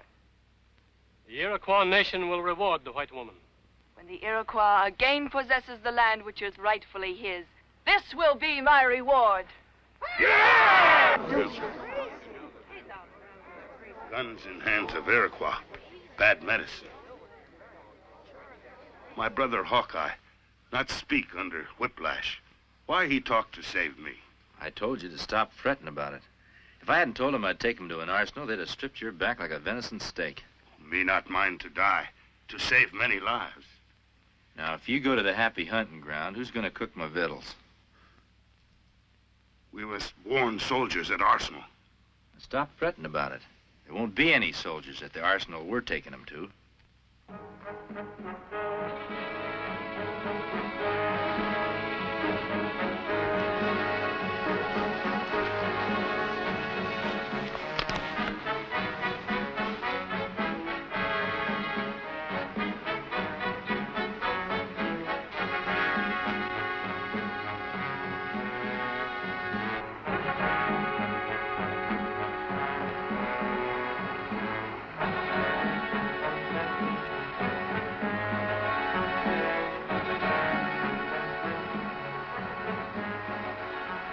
Passed off that simple-minded Iroquois for Pontiac and do credit to one of them lawyer fellas from Philadelphia. You can make Indians believe anything they want to believe. Yeah, you're proving your point about that. Imagine being lucky enough to find an Indian who's the spitting image of Pontiac. Got the mind of a child, too. Yes, you might call it luck at that. I found the big oaf wandering around begging for food. But you must admit it's an ingenious plan I made work. Yeah. If you think nothing of the innocent lives it'll cost. Not my life. Or yours, Hawkeye. Now you're being a weak, dependent woman again. Why don't you swallow your foolish pride, Hawkeye? I've swallowed mine. I can't help feeling the way I do about you. And if I don't do exactly as you say, there's always the torture stake to show me the error of my ways. There'll be no torture stake where we're going. When we're rich enough, we'll move on. We'll travel to London, Paris, Madrid, Venice. Have you ever seen a Venetian moon while drifting in a gondola on a canal? Well, now, the last time I remember paying any heed to the moon, I was drifting down a creek on a log raft. Band of Hurons had enough light to get a bead on me. You know, sometimes you sound as if you like the life you lead here among the backwoods, dirty-faced wretches. Those backwoods, dirty-faced wretches are building a nation. They're good people.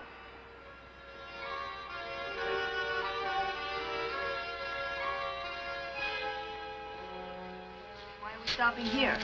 This is it. This is what? The arsenal. What kind of a trick is this? The only military arsenal I've ever seen was bristling with soldiers. You don't need guards for something you can't find in the first place. Chingachgook?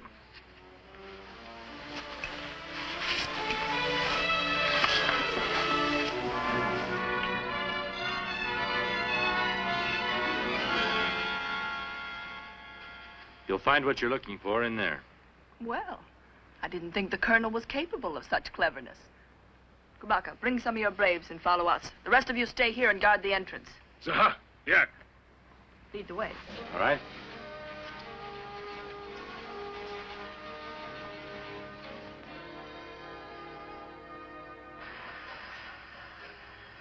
So you really think you can get away with a fool cause like this? The only cause I'm interested in is my own game. What if those Iroquois out there know that? They never will. They'll continue to believe in me until they serve their use. They won't be liking it when they find out their Pontiacs are fake. Something you made up to get what you want out of them. They'll have no way of knowing that until it's too late. Now take me to the guns.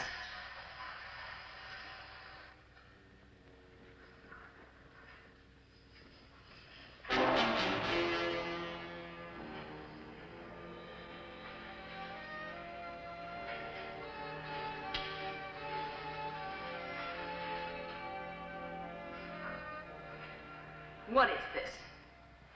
There's the guns and powder I promised you.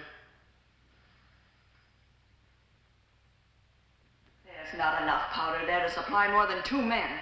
There's more than enough for me and Chingachgook to go on a hunting trip. Kill her. A very clever ruse, Hawkeye. But if you think stalling for time will help you, you're wrong. I can assure you you've only delayed matters slightly. Well, I promised to take you to the arsenal, and this is ours.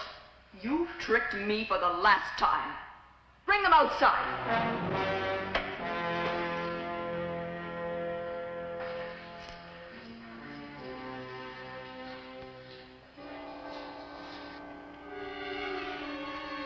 Seize them. He tricked us. There are no guns here.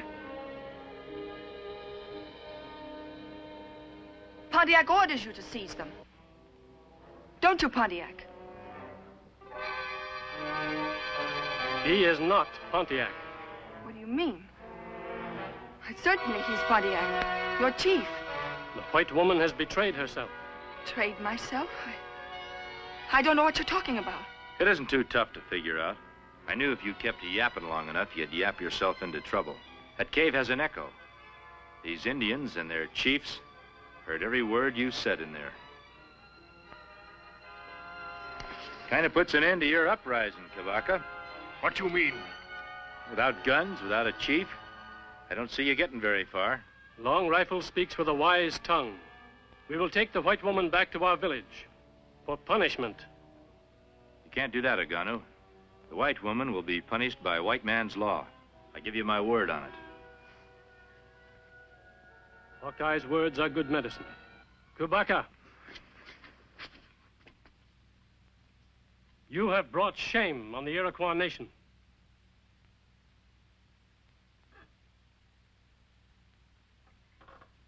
You cannot be condemned. You have the mind of a child. We will take you back to your people. Take them away.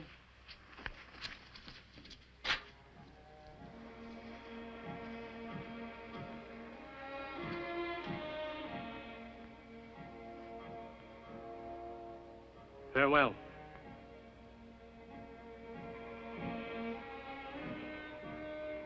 We better get started, Miss Parrish. What are you going to do with me? The only thing I can do, take you to the capital where you'll be tried for treason. Treason? Won't have much of a chance, will I? Better for you. White man's trial than Indian justice. I'm sorry. I'm rightly sorry.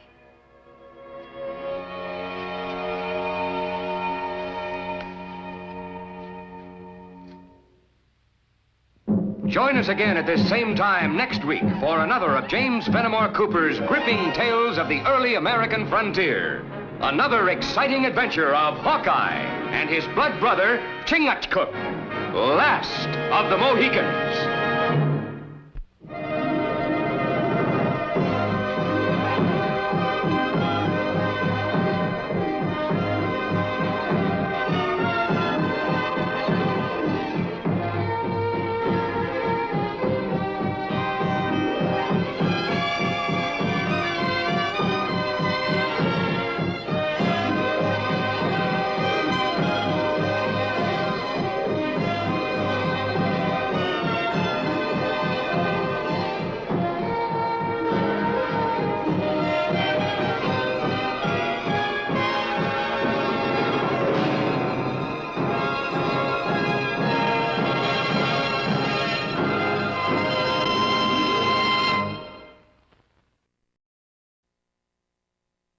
Pen of James Fenimore Cooper came stirring tales of the early American frontier, when freedom-loving pioneers were carving a new nation out of an unknown, savage, and untamed wilderness. Stories of those exciting days and of the courage, daring, and devotion of men like Hawkeye, first of the long rifles, and his tribal brother Chingachgook, the last of the Mohicans.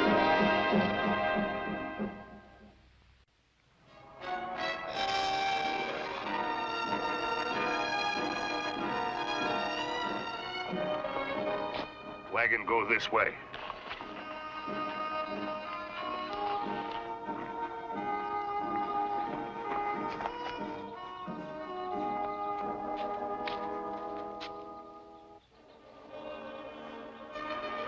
Owls don't hoot in the daytime.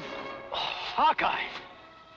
You sure had me surrounded, and I gotta admit my scalp was tingling. I thought I'd better teach you a lesson. You're moseying along down the trail like you're in the middle of a dream. Well, guess I was daydreaming a bit, but there's no harm in that, is there? I understand there's been peace in these parts since I left, and that was more than 6 months ago. Hungry bear, not read peace treaty. Chingachgook! Greetings to old friend, but next time dream in teepee, not in forest. Look here, stop rubbing it in. Even if I was dreaming, you two could have ghosted up on me on any trail. Say, that's a mighty pretty basket. Figure on taking up sewing? We not see you for a long time. You find squaw? Well, I gotta admit that's what brought me back this way. I'm gonna get married. I found me a right nice place in Dega Valley. I cleared me a farm, built a snug little cabin. Say, what are you two doing away from the fort? There ain't no trouble, is there? Oh, nothing that should worry you, Mike. The colonel sent us out to look for a wagon of rifles and powder that he was expecting from headquarters. It's a full day overdue. White chief think maybe driver get lost. We follow wagon trail. It's the same way I'm headed. Mind if I tag along for a spell? It won't make you late for your wedding. Daniel Green's cabin's right in the trail. This is for Burl. Little Burl? Why, the last time I saw her, she wasn't big enough to thread a needle. She's 17, Hawkeye. A year older than her ma was when Daniel took her to wife. While tongue talk of new things, trail get old.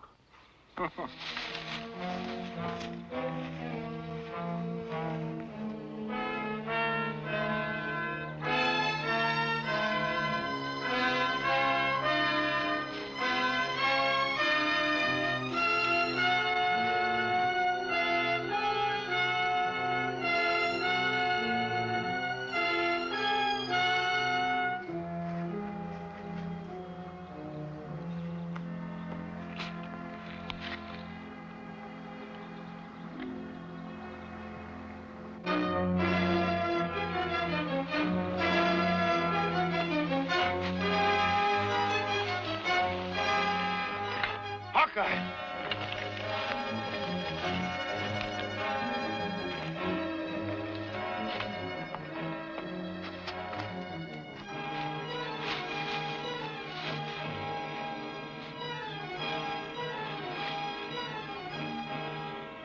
He's been scalped.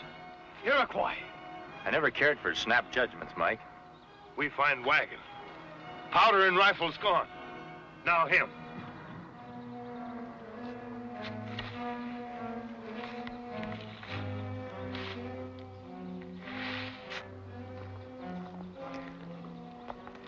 Here's where their canoe landed, and with a light load. But other mark is deep. Mean leave with heavy load. Well, that sure explains what happened to your powder and guns. Explain nothing. Water leave no trail. Well, what proof do you need? Isn't the Iroquois camp just across the river? When fox run from hunter, leave false trail, not lead to den, where young ones are. What he's saying is if Chief Atomi broke the peace, he wouldn't be advertising it like this.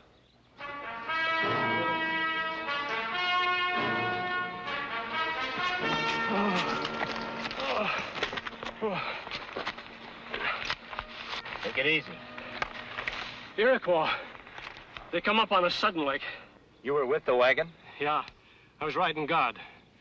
Back there. 3 or 4 of them devils, they dropped on us when we was passing under some trees. That's why we not see moccasin track.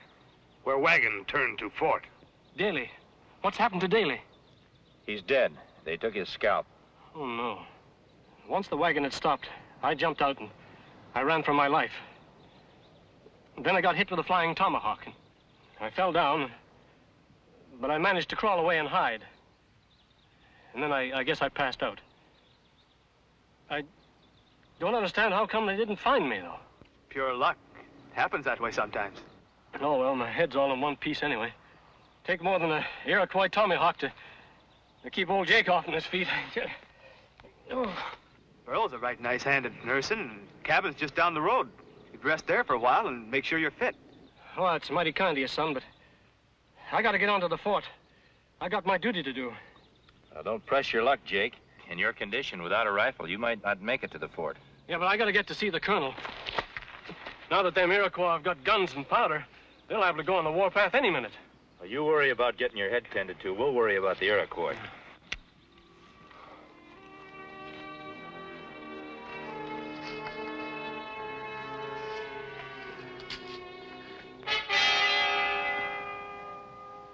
Burl! Wait here. But that's Daniel laying there. And Burl!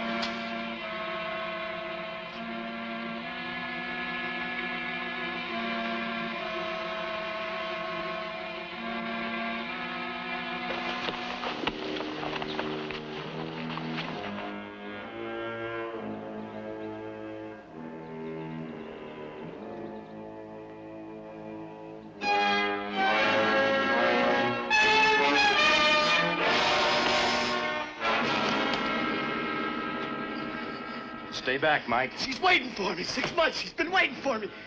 It's better if you remember her the way she was when she said goodbye. Those murdering Iroquois. Be sensible, Mike. You can't do anything by yourself. I'm not thinking of myself. I'm thinking of her, what they did to her. Give me that tomahawk. Young girl would say, tomahawk is not answer to tomahawk. Great Manitou know who kill. He lead us to justice. She would have said that. She would have said it in Bible words. Yeah, that's just the trouble. The settlers quote scripture while them sneaking Iroquois are doing the work of the devil. There's only one way to stop this, with the army. I'm reporting this to the colonel right away. Just a minute, Jake. We're not sure that it was the Iroquois. Well, how much surer do you want to be? Besides, I'm not waiting around for those rattlesnakes to jump me again. Jake! Jake's right. This is a job for the military. Mike, I've known Chief Atomi for a long time. And unless I'm real wrong, he doesn't know anything about this. Who else but the Iroquois could have done it? Some renegade bunch that Chief doesn't know anything about. Get your basket.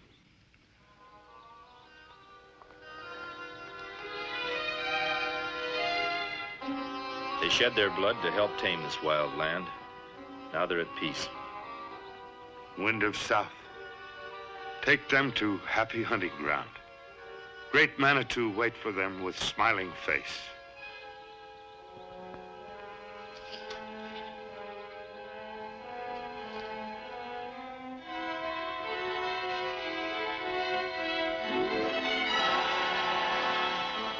Hawkeye, Chingachgook.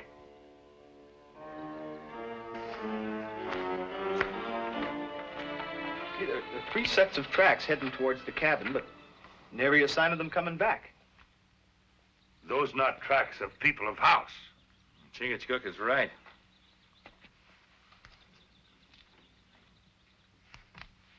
See how deep those heel marks are?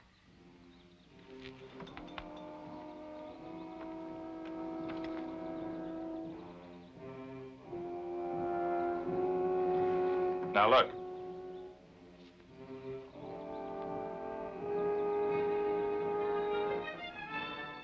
That's how they do. Come from river to cabin, then walk backwards in same tracks. But they not fool us. We go to river, look for tracks. They sure didn't want to take any chances on being followed. Maybe they are same one. Use canoe for powder and rifles. There's only one way to find out.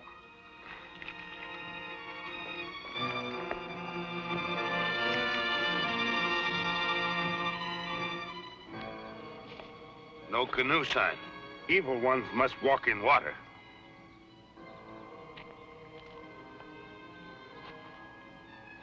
They walked right out again. The water's too deep for walking.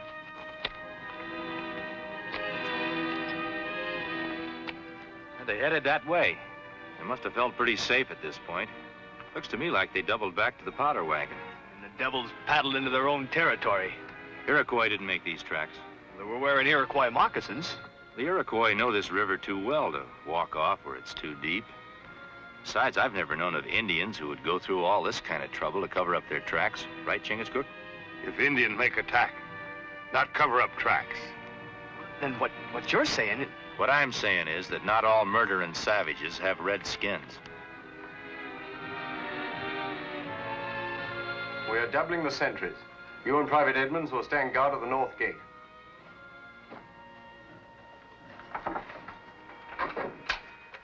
Lieutenant Crady? Yes, Lieutenant? Hawkeye and Chingachgook are here, sir. Show them in, and prepare your troop for marching. Yes, sir. We better get going, Colonel. Them Iroquois might be scouting settlers right now. We'll leave as soon as I hear Hawkeye's report. I suppose he's told you what's happened. Yes, and we're marching full force on Chief Otomi's village. And Jake's like a lot of people. Gets half the facts and does a whole lot of wrong. Are you disputing what he's reported? Well, how can he? Wasn't I set on by Iroquois myself? Colonel, the tracks we found around that cabin were left by white men. Are you sure? Nobody in all forest reads sign like Hawkeye. Maybe I can't read signs so good, but there's that Iroquois Tomahawk that you found in that there cabin. An ammunition wagon stolen, the driver killed, 2 women and a man scalped. An Iroquois Tomahawk. No, Hawkeye. That's more evidence than the tracks of white men. But if I'm right, you'll plunge the whole frontier into the fire. And no Indian tribe will ever trust us on keeping a treaty again. You've been right before, Hawkeye, I grant you. But I can't just stand idly by. Chief Otomi has always been reasonable. If any of his braves are guilty, he'll turn them over to us. Oh, that's a laugh. Why, Otomi's guilty himself. If the treaty could be saved, so would hundreds of lives. Hawkeye, I'm giving you and Chingachgook 24 hours. If your investigation doesn't clear the Iroquois by then, we march. Full battle order. Thanks, Colonel.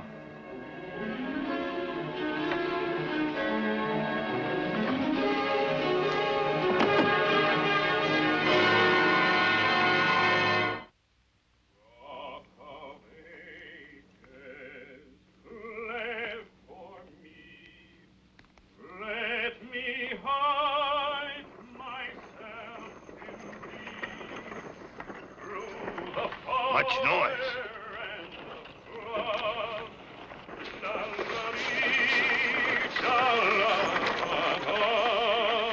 The Lord make the face of his countenance to shine upon you, brothers. Well, if you want to keep your countenance shining, you'd better not sing so loud. Well, brother, I admit me voice isn't as sweet as a nightingale. This Iroquois land. You sing, they take scalp. Me red brothers are welcome to whatever locks I may have, if only I can help them to abandon their heathenish ways. A few days ago, you could sing songs and save souls till Judgment Day. And that's just what I'm doing. Our red brothers must be prepared for that happy day. Now, look here, Mr. Finnegan. Brother Finnegan. Brother?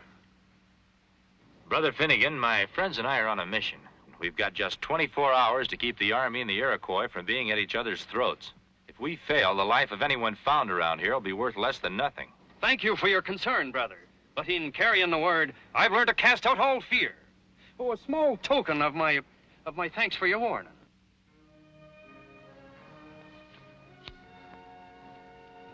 Goodbye, Brother Finnegan. Good day, brother.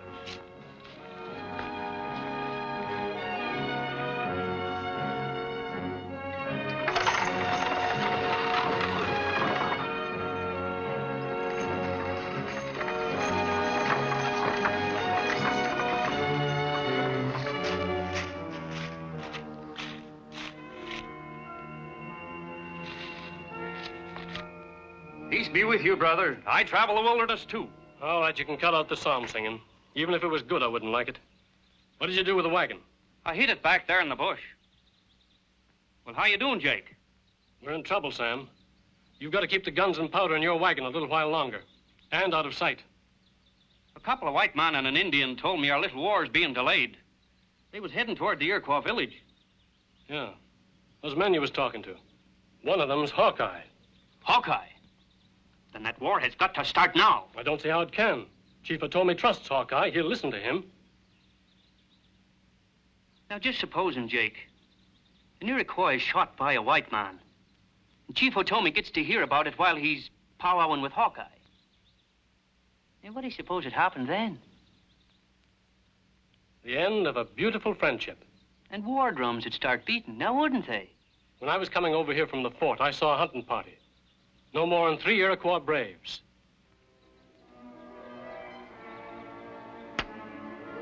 You have my blessing, brother. Be on thy way. Hawkeye speak truth. This Iroquois Tomahawk. But Iroquois not kill. Tommy, you're a great chief. Come with me and tell this to the Yankees colonel. Tommy have counsel with Yankees chief under sky in forest. Not behind walls of fort. I'm afraid there's no time for me to fetch him here. The shooting's due to start any minute. Yes.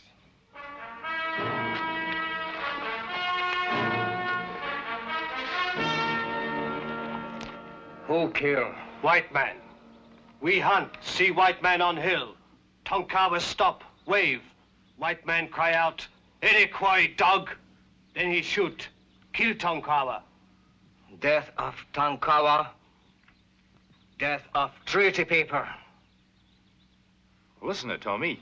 They may be the same evil white men that we're after. Stay off of the warpath, at least until you've met the colonel. No counsel now, Hawkeye. White men say Iroquois dog.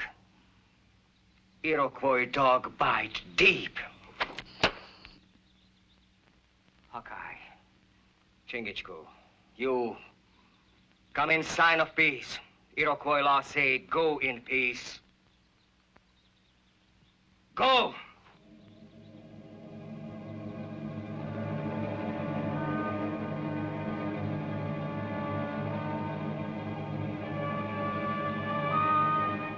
Iroquois or no Iroquois, we'd better get out of here while we still have our hair. You're right, Mike. They're just itching for an excuse to tomahawk us. Let's move easy toward the river. We act afraid. Maybe forget Chief's orders. Take our scalps.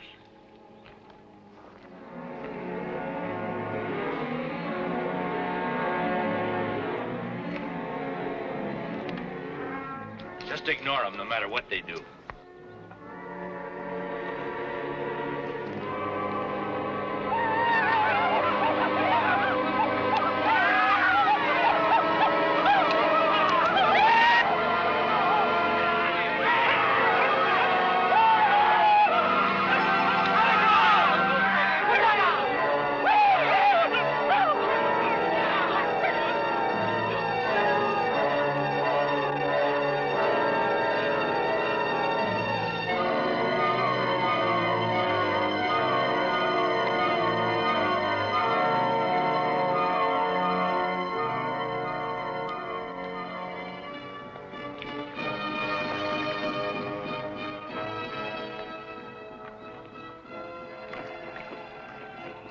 Iroquois start war dance. Yeah, they'll be on the warpath soon. We've got to warn the colonel.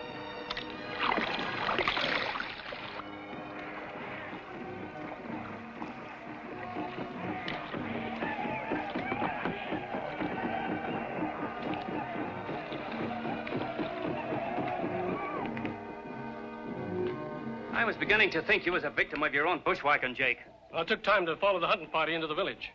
Can't you hear the war drums? And if I know anything about Injuns, they've stirred themselves into giving us a real nice price for our wares.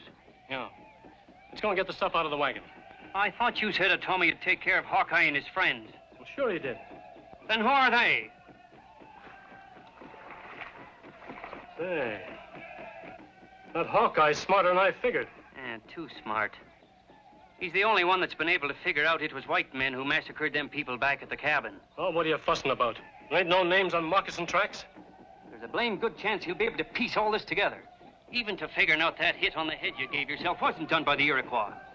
Yeah? Well, he ain't gonna live that long. Jake, you can't hit anything at this distance. Knowing Hawkeye, you'll never get the second chance to shoot. Well, what difference does it make? Nobody's gonna give me a second chance to explain either. Say, ain't they gonna have to land down at Henderson's Narrows? Not so far from here? Well, sure, on account of the rapids. Then let's get back to the wagon and pick up our bows and arrows and moccasins.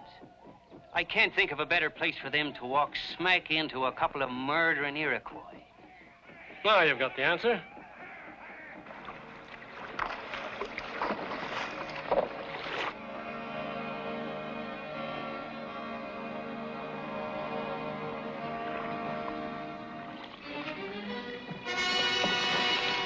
All right, here they come.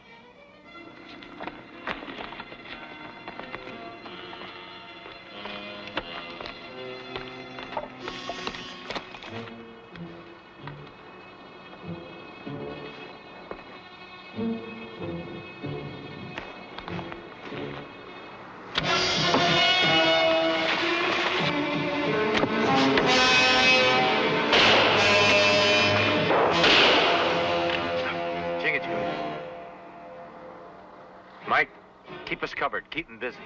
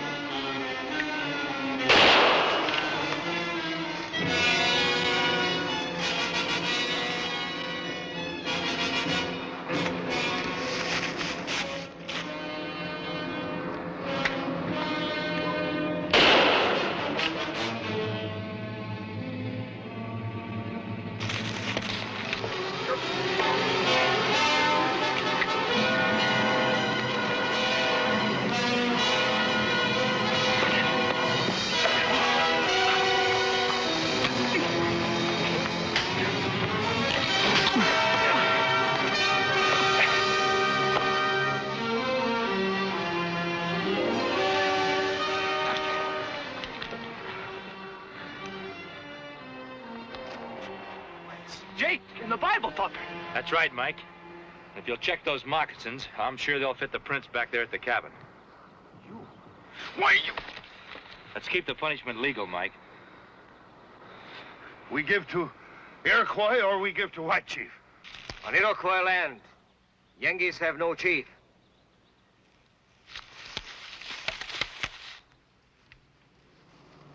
All white men die. Tommy, I'm your friend. I've got powder and guns. Plenty of them back there in my wagon for you. Evil men get rich by starting wars, Chief Atomi. I can prove that these are the men who stole the guns and powder, murdered the people in the cabins, and Tonkawa. Hawkeye lies. He's trying to prevent you from having guns to protect yourselves with. Him kill Tonkawa. But I had nothing to do with it. You same as Skiller. Both men die in Iroquois fire. They're my prisoners, Atomi. They'll be tried and punished by white man law. I give you my word on it. White man's law, soft. Hawkeye give word. Word of Hawkeye is straight as tree and forest. It is well. We smoke pipe of peace with white brother.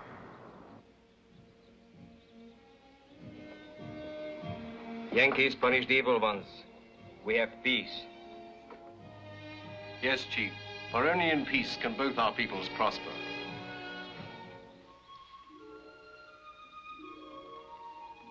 War bring nothing but evil to land.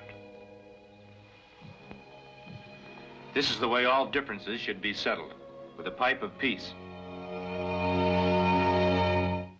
Join us again at this same time next week for another of James Fenimore Cooper's gripping tales of the early American frontier.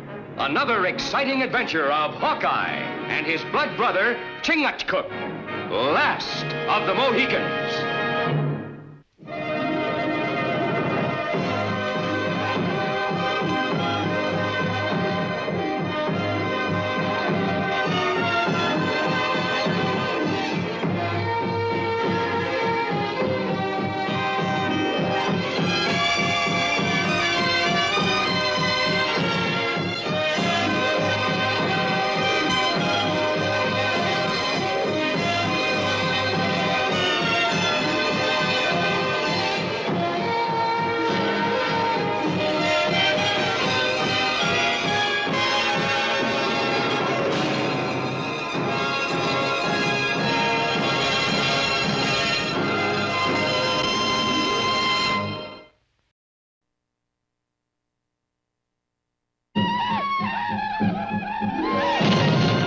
The immortal pen of James Fenimore Cooper brings you thrilling tales of excitement,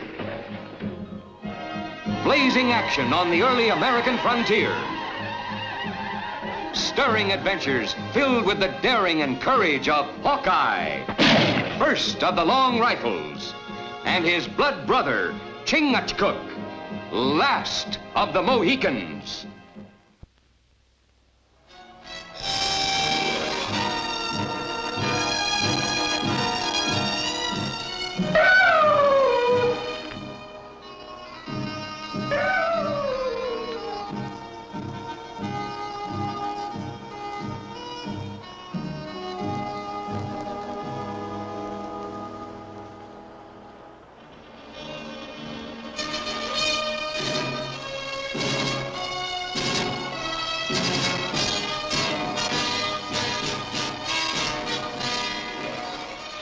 Well, from the look on your face, I'll say you didn't have any more luck than I did.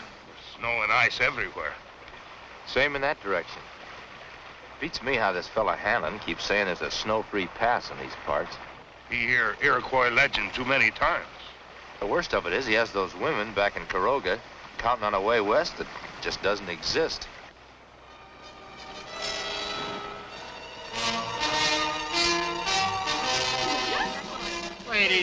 Ladies, please, I can't let you have all these goods. Did you get your wagon over to the blacksmith's? They're working on it now. Good. Mrs. Daniels, can't you stop them? I got my regular customers to think of. Well, we're taking no more than we ordered.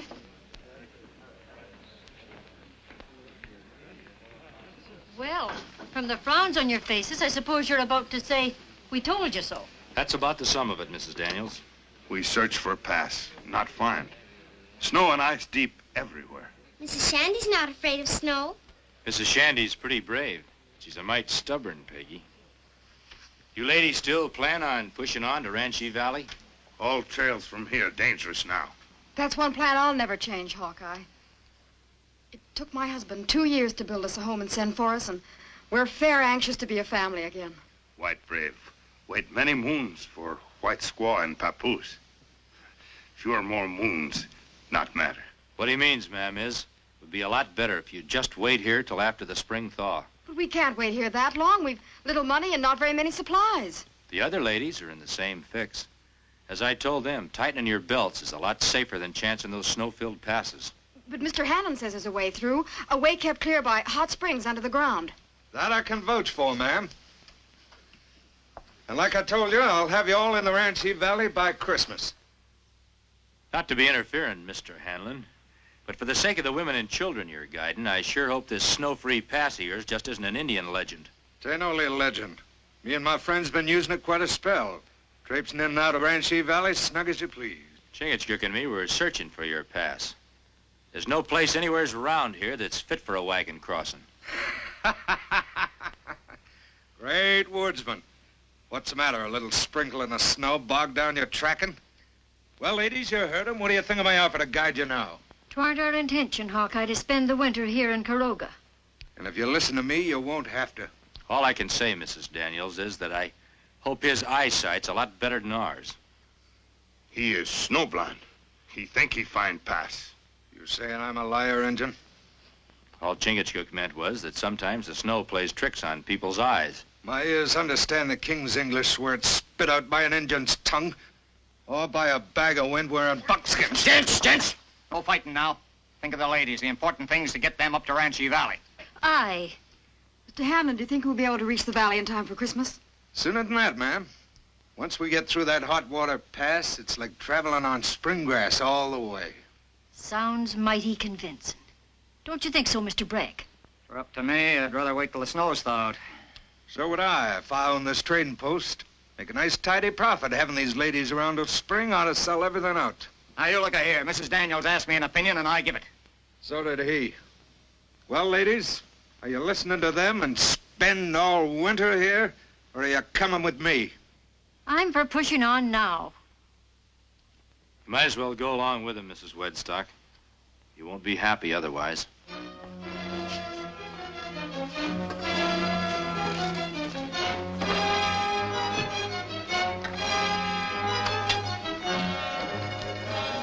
Hamlin, seeing as you're so busy, you got time for a little talk? I guess I can spare a couple of minutes. I can't seem to get this Hot Springs Pass of yours out of my mind. What direction did you say it was in? I didn't. Me and Chingachgook, knowing the ways of the country as we do, we figured we'd go along and lend you a hand getting the wagons through. We needed help from you and that engine, we'd asked for it. Something tells me you're gonna need all you can get. Now, when you're by White River Rapids, that Snow-Free Pass of yours ought to be north of there. Keep a guessing. It couldn't be south on account of the Willicut River. Well, now, that's something you're gonna have to find out for yourself. Well, you act, Hanlon. A body'd think you never heard of White River Rapids. I know White River Rapids better than you. Now, just tend to your own business and keep your nose out of mine. White River Rapids is the same kind of legend as that Hot Springs Pass of yours. There's no such place in this territory. That's the second time you and that engine's called me a liar. I guess me and Chingachgook are just a couple of natural disbelievers.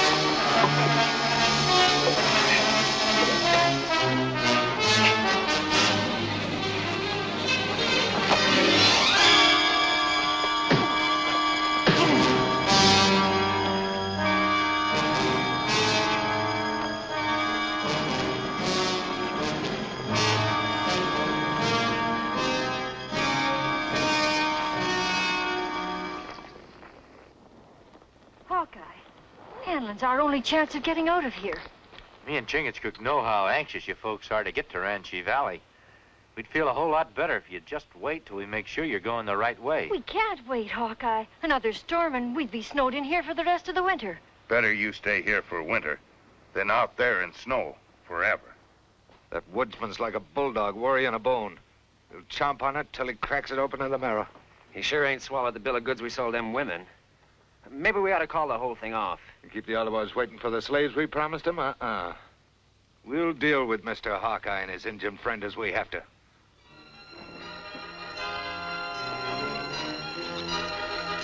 No use, Mrs. Wedstock. The blacksmith needs a couple more days to make a pin for that whipple tree.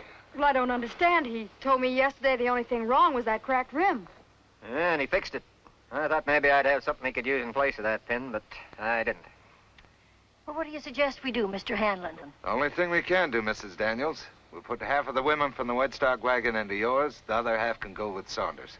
But what about us? You can't leave us behind. Don't intend to. Could be mighty crowded, but we'll find room for you and your family somewhere. Indeed we will. But I can't leave my wagon behind. Everything we own is in it. The only thing we can do, Mrs. Wedstock. We've got a long way to go, and we can't chance any more delays. Don't mean to be interfering, Mrs. Wedstock, but maybe there's something we can do to help you. Nobody's asking you. Now, let's hear him out, Mr. Hanlon. Do you have a way of fixing the wagon? No, ma'am, that's a job for the blacksmith. But when he's done with it, me and Chingachgook could follow your trail and bring it to you. His light wagon. catch up fast. Well, that's a wonderful idea. What do you think, Mr. Hanlon? I'm not objecting. First bit of sense to come out of that woodsman. All right, everybody, let's get loaded. What do you want Hawkeye and that Injun friend of his tagging along for? Why not? At least we'll know where to find them if we want them. All right, let's get things moving.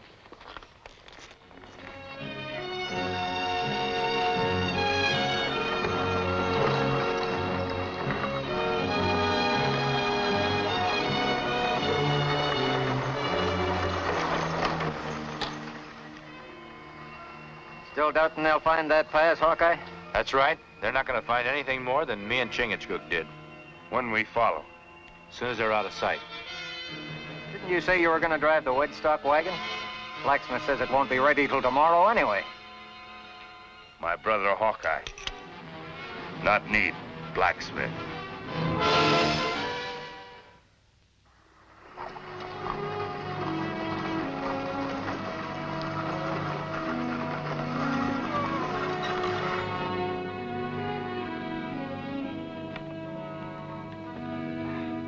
All right, ladies, fall out.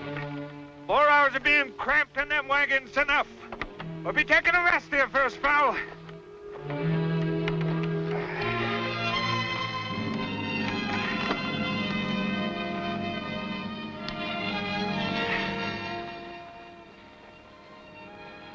You boys are going on a hunting trip. What for? We got enough food for ourselves. The women folk can look to the Ottawas for their victuals. Wasn't thinking of that kind of hunting. The game you're going after can shoot back. When you let 'em.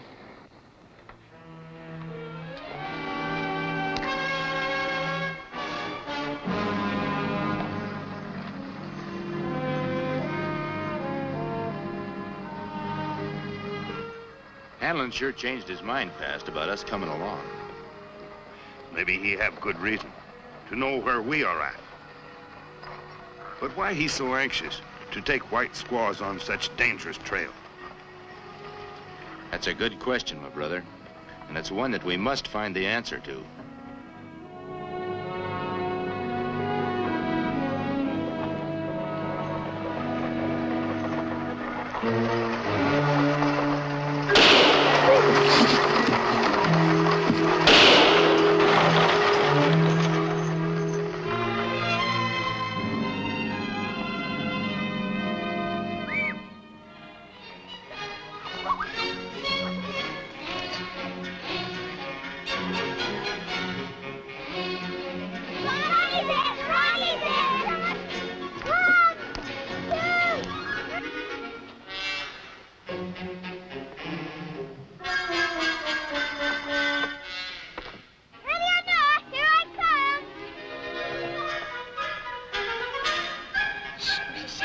Don't say anything, or Ronnie will find us.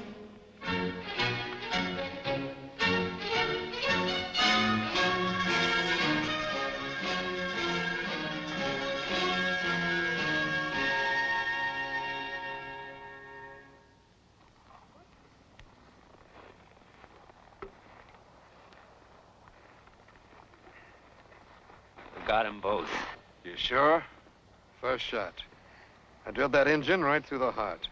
And I left the great Hawkeye with a ball of lead right smack between the eyes. Good. Now, let's not keep Chief Tomiska and his Ottawas waiting for the slaves any longer. Peggy! Maybe she's over in the other wagon. Tomiska ought to pay us a pretty good price for that, young'un. Ronnie! Ronnie! Mom! Ronnie! Where'd she come from?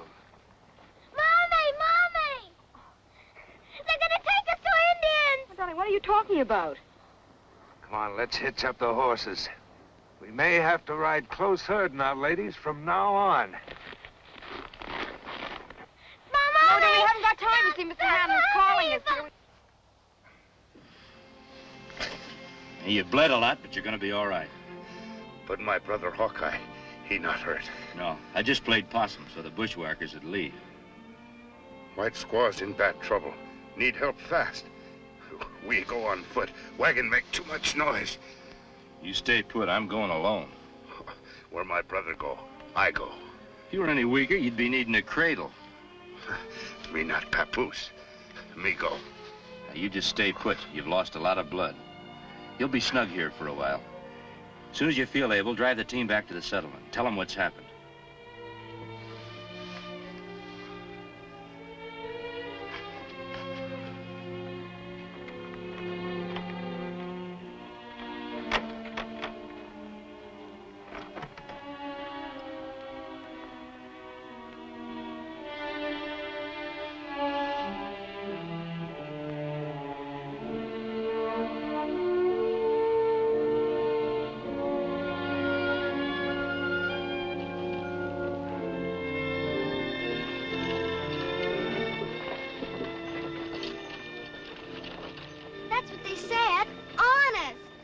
Sure, they said Ottawas. Mr. Hanlon says that he's going to get a good price for Ronnie. Peggy's not one for making up tales, Mrs. Daniels. Well, I just can't believe it. Why, Mr. Hanlon and his friends even refused payment for guiding us. Maybe with good reason. They're planning to sell us into slavery to the Indians. Oh, the child's making it up. Now, aren't you? Mrs. Shandy was with me. She heard him, too. Didn't you, Mrs. Shandy? Well, look, if they went scouting for Injuns, they would have gone ahead of us, ain't that right? Well, then why'd they go back trail? And he shot Hawkeye. I heard them say so.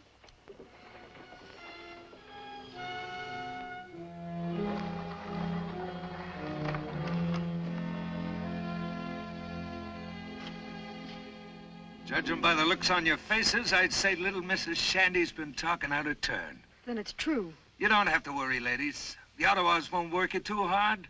Might even marry and take you and your little ones into the tribe. Oh, you foul son of Satan. Watch your tongue. I don't want any trouble from you ladies. The Ottawas won't pay much for damaged goods.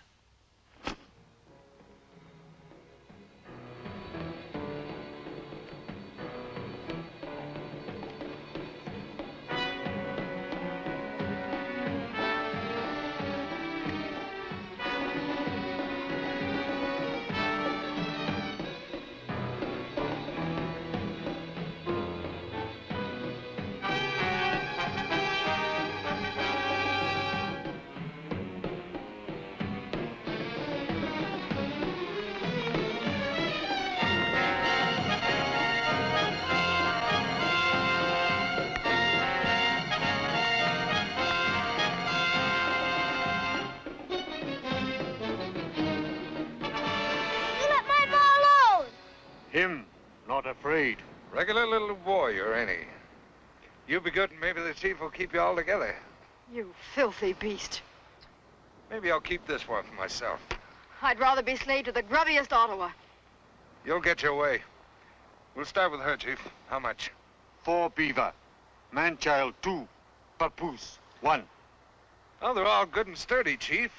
I figured on getting at least 4 hands of beaver pelts for the women. 2 hands. 4 for the young'uns and 3 for the older ones. Squaws 3 hands. No more. You got yourself a deal, Tamiska. Bring furs. You heathen devils! We'll die before we suffer ourselves to be your slaves.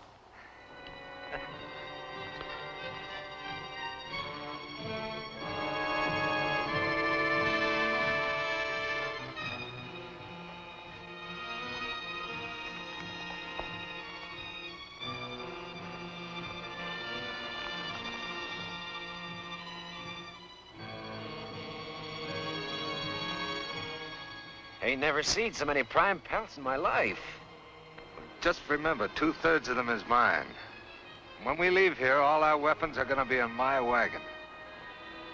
What about the furs for the young'uns, Chief?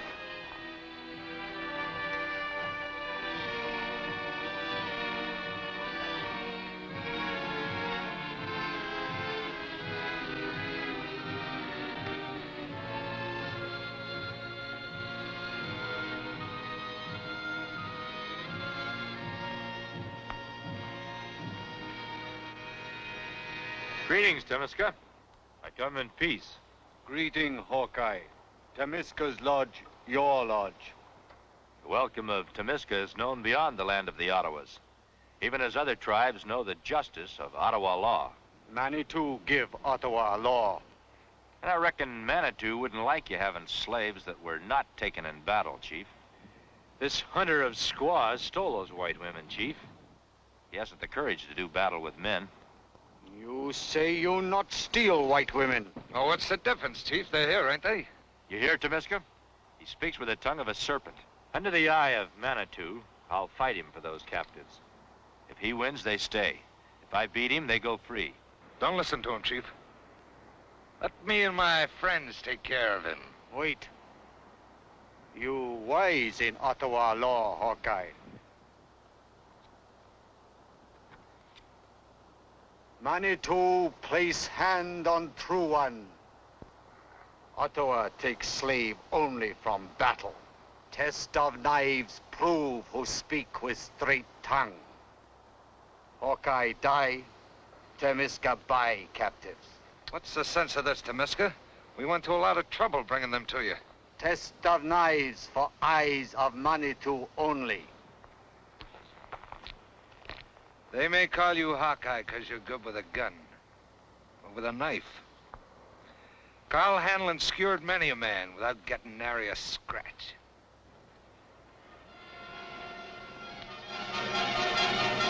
Go!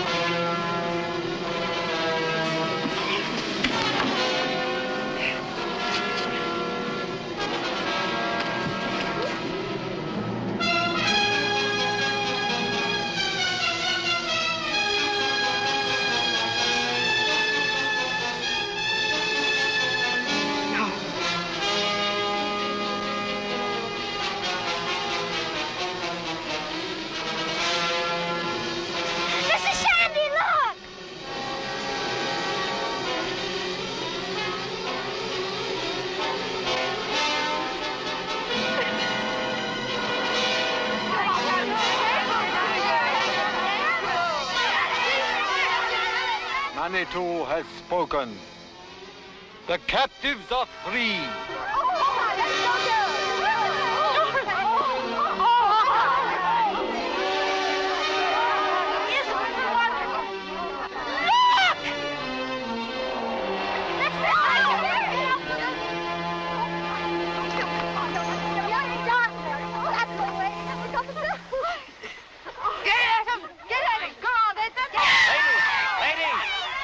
Them all in one piece for the trial.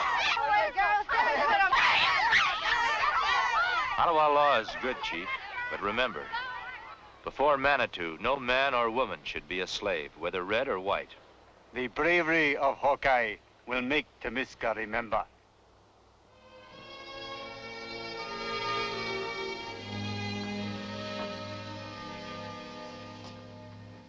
Mrs. Shandy, meet your new sister, Matilda. Well, this is the first time we've ever celebrated Christmas in the spring. Well, a cup of cheer tastes just as good in April as it does in December. When all people are happy, not matter what season. And we couldn't be happier. Thanks to you both for bringing us together and making us a real family again. Hawkeye, Mrs. Shandy loves you and thanks you. Well, thank you, Mrs. Shandy. Mrs. Shandy loves you and wants to thank you, too. Well, Mrs. Shandy is a very smart lady. She knows that now is season for everyone love each other.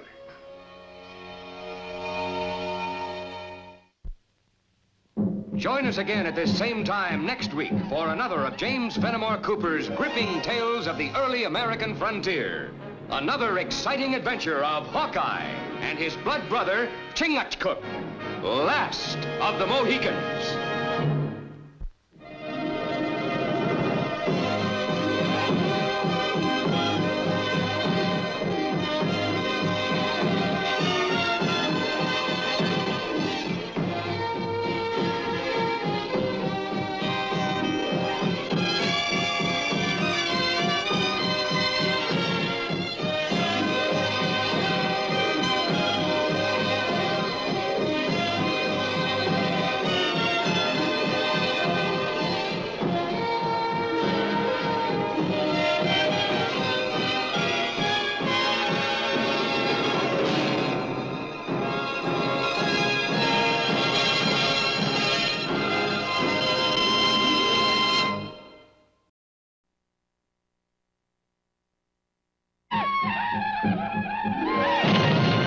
The immortal pen of James Fenimore Cooper brings you thrilling tales of excitement,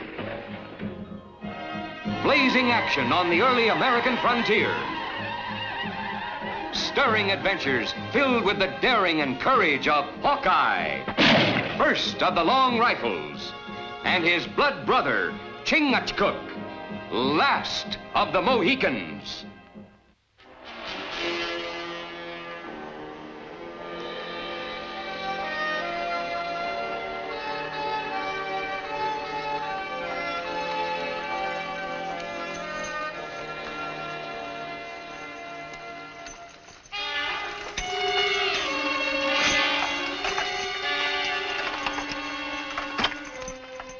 Sign of the plague. Can't be. I'd have heard about it before we left Fort Pitt. That's probably the work of some smart alecky prankster. Ain't no prank, stranger. Your good wife's got some sense. The plague struck Morristown, something fierce. I volunteered to stand out here come rain or shine and warn folks. But we planned on settling in Morristown. You're welcome to try. But once you get inside the stockade, they'll put you and that wagon of yours to work, moving the dead. Well, Amy, there's just as much opportunity in Allentown, and that ain't far. Much obliged.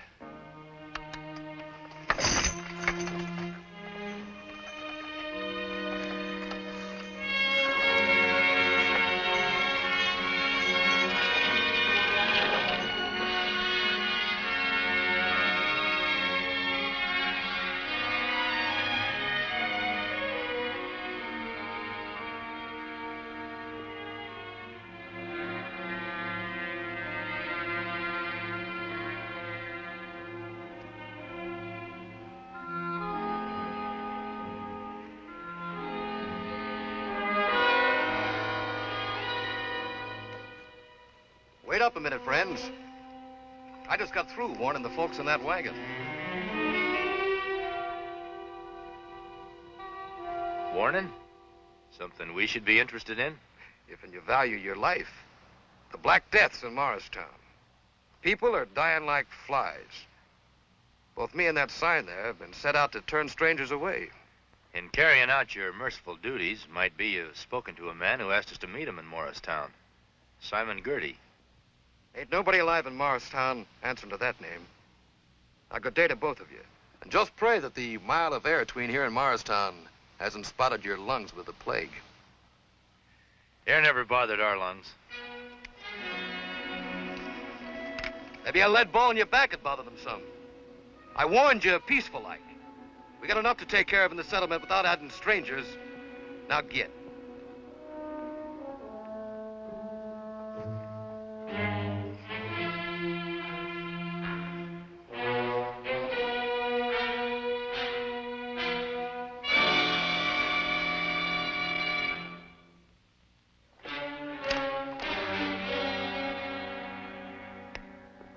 There's more than one way to get to Morristown. My brother think he not speak with straight tongue? I've never heard of the plague striking hereabouts, Chingachgook, unless it was brought here by that renegade Simon Girty. Many soldiers chase Simon Girty for many moons. We follow for a long time. He is like wind, disappear fast. Why my brother think he is here? There are no soldiers stationed anywhere around here. Girty and his Senecas could find plenty of food and comfortable quarters in a settlement like that. Take a look at that guardian of the road. He's not only disagreeable, he's a mean killer, the sort that Girty likes to have around him.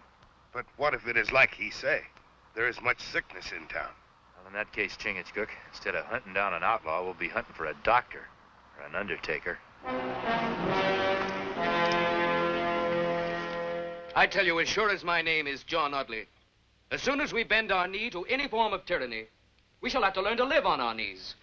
We shall become slaves instead of free men. Simon Girty and his Indian. They've been taking scalps up and down the frontier for more years than I can remember. We can't stand up against them. You're quite right, Mr. Ashley. Standing up to Simon Girty and his men might cost some of our lives, but preserve all of our liberties. Gertie and his Senecas, they've promised they'll get out of Morristown when the troops arrive. If and when the troops arrive. If we call ourselves men, we'll run them out of town right now. You make a big noise with your mouth, storekeeper. And the rest of you spend too much time listening to speeches. Go home. You stay, storekeeper. Time you learn to keep your tongue from flapping.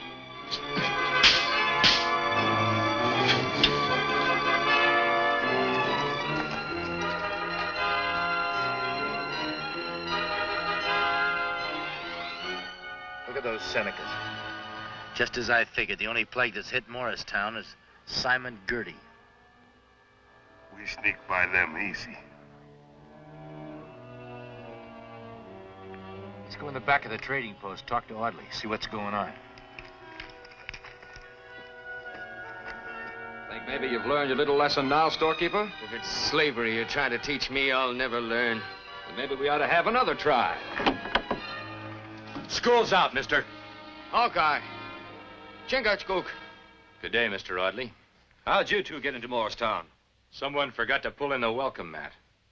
Where's Simon Gertie? If you live long enough, maybe you'll find out. He's at Simmons' cabin, Hawkeye. Him and those cutthroat Senecas of his'n have taken over the whole settlement. Look out!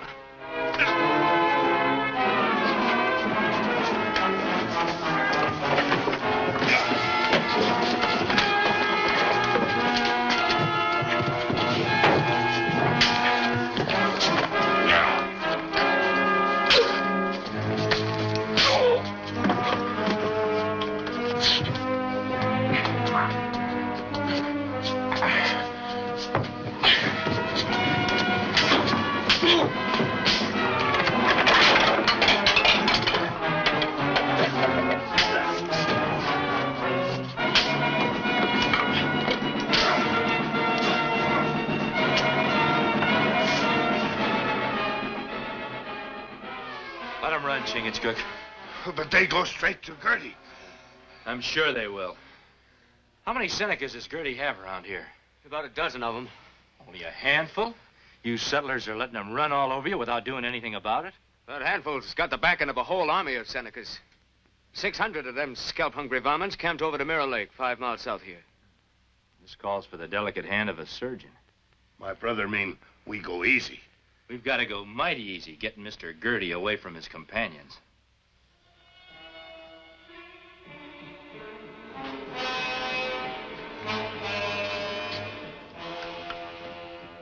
How many times I told you Simon Gertie don't like to be interrupted when he's eating? This is important. Better be very important. You come spoiling my digestion with news that ain't worth a hoot and a holler. We got visitors. Keep your tongue flapping. Friends of the storekeeper, Audley. How many of them are there? 2. There were 3 of you. Not enough to handle the likes of Hawkeye and Chingachgook. How did they get past the guards? How they get away with half the stuff they do? I've got to agree with you. Them 2 are worth half a dozen Senecas. But maybe facing up to 600 will tell a different story. My pa, bless him, used to say that putting hot victuals into a man's the only way to keep the wheels in his brain turning sharp. I'm afraid it'll take more than a meal to help us figure out how to get Simon Gertie separated from his Injuns. You and Chingachgook got into Morristown. Couldn't you get out the same way and bring back troops? The nearest port's more than 2 weeks' march, and that's in good weather. Besides, there aren't more than 50 or 60 soldiers garrisoned there. Oh, it's dark, no moon. Maybe we steal Gertie from cabin. Moon or no moon, those Senecas can see in the dark as good as we can. Pa! Simon Gertie and the Injuns. They're coming. I think it'd be better all around if we weren't here when they walk in. Oh, me hungry. We stay and fight Gertie and Seneca dog. Then we eat. Now, the food would be cold by the time you finish fighting. Besides, we can't make a battlefield out of a man's home. We'll get in touch with you tonight. Where'll you be? You can't tell what you don't know, Audley. But it won't be too far away.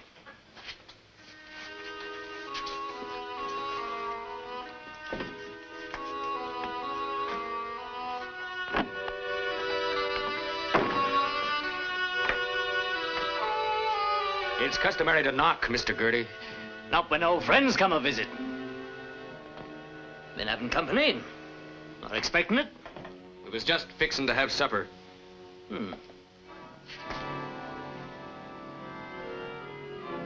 Tasty. Mighty tasty.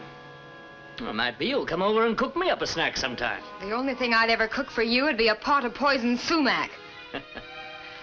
All the orderlies have a habit of clacking tongues. Blount told me he run into a couple other old friends of mine. Hawkeye and Chingachgook.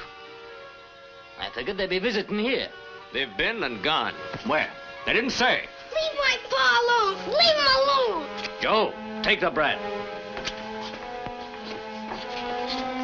Pa! And we'll keep them with us till Hawkeye and that Mohican come in and give themselves up. But we don't know where they are. And you best find out and give them the message. And if anybody tries making any trouble, my Senecas might decide to take your young'un along with them come spring.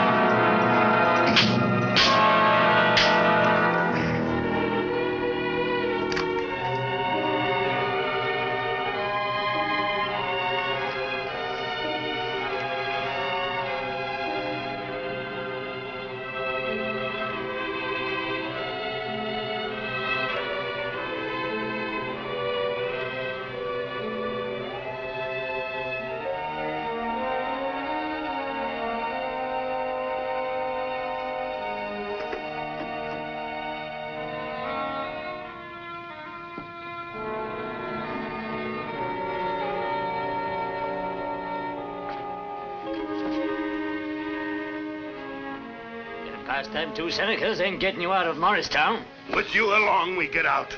Right on to the capital for your trial. Come on. It's like a visitation of the plagues of the ancient pharaohs. We should have taken up the sword when Gertie and his Indians descended on us like locusts. We should have listened to you, John.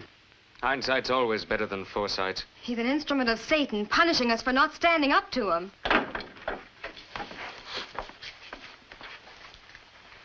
We just dropped by to tell you Mr. Simon Gertie will be leaving Morristown.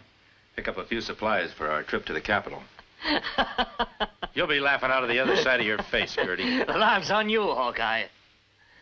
I'm wagering these there settlers want to extend their hospitality a mite longer. There isn't a man or woman in Morristown wouldn't give half they own to see you dancing from the gallows. That shows you don't know how much I come to mean to these good folk. Correct, storekeeper? Are you all daft? Gertie's under arrest. As soon as I can get him out of here and on the trail to the capital, those Senecas will fade into the wilderness and you'll be free again. There's some prices a man won't pay, even for liberty. That's just what I figured. Storekeeper, I reckon he forgot to deliver my message to Hawkeye. What message? They've taken our children as hostages. Why, you black renegade. You'll take us to him before we leave. In my own good time. My Senecas are taking good care of them kids. Mighty good. And if anything should happen to me, why, they aren't going to be too particular about what size scalps hang from their belts. No. You hang from gallows with no scalp. Try it, Mohican, and they'll be lamenting in every house in the settlement. Turn him loose, Chingachgook. The storekeeper ain't giving you the rest of the message. Them kids are up for trading. You two in exchange for them. You're not a man of your word, Gertie. You two are worth more to me than a parcel of sniveling brats. Turning you over to my tribe of Senecas would prove that their white chief is the greatest warrior that ever lived.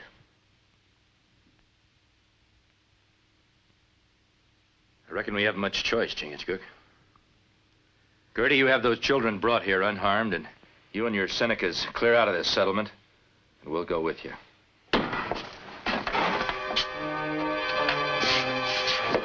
Them two braves guarding your cabin told us you was prisoner.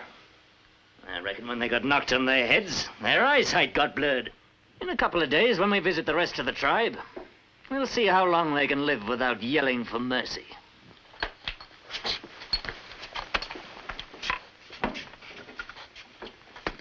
Just keep right on being smart, and no harm will come to your kids. But you promised you'd release them in exchange for Hawkeye and Chingachgook. Sure I did. Only I didn't say when. You filthy spawn of the devil!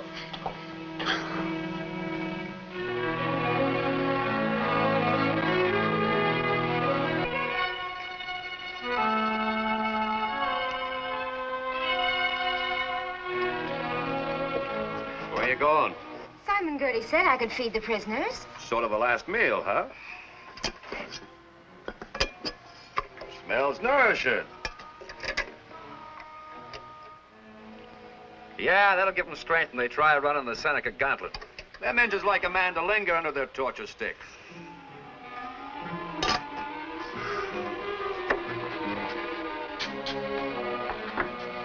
Seeing as they won't let me untie you, I'll have to spoon feed you. I hope you don't mind. Being helpless, don't see how we can object. Just so as I can keep an eye on you.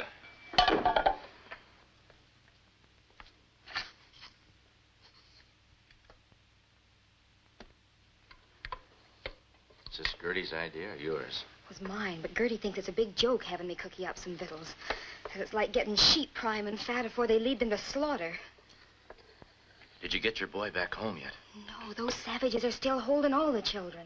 Gertie never speak with straight tongue. Sure cook up good grub, Miss Audley. Lean over and feed Chingachgook. Keep your ears open. What are you hatching up? She's feeding Chingachgook. You got eyes. The only sound I want to hear is the chomping of his jaws.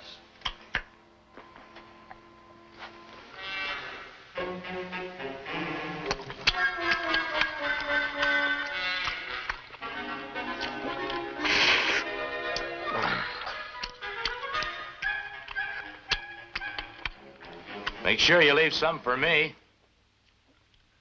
Spoon, the only cutlery you got with you? I didn't dare take a chance on bringing anything else.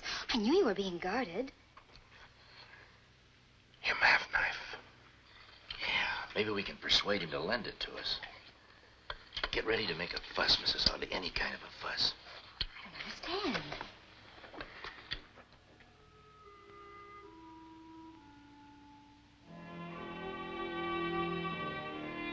Mr. Blount! Mr. Blount! They're trying to escape. Now, how could we with our hands tied like this? Well, you're not about to while I got this gun on you. Did you do this? Turn around. Let me look at your hands. I said turn around before I blast it.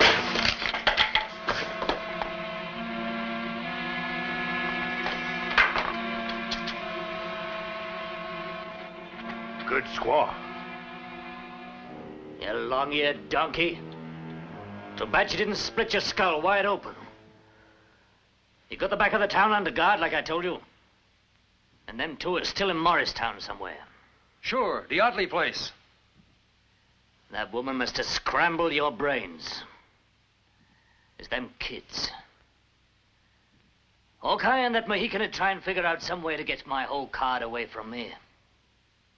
Get the Indians, bring them over to the storehouse, and don't dally.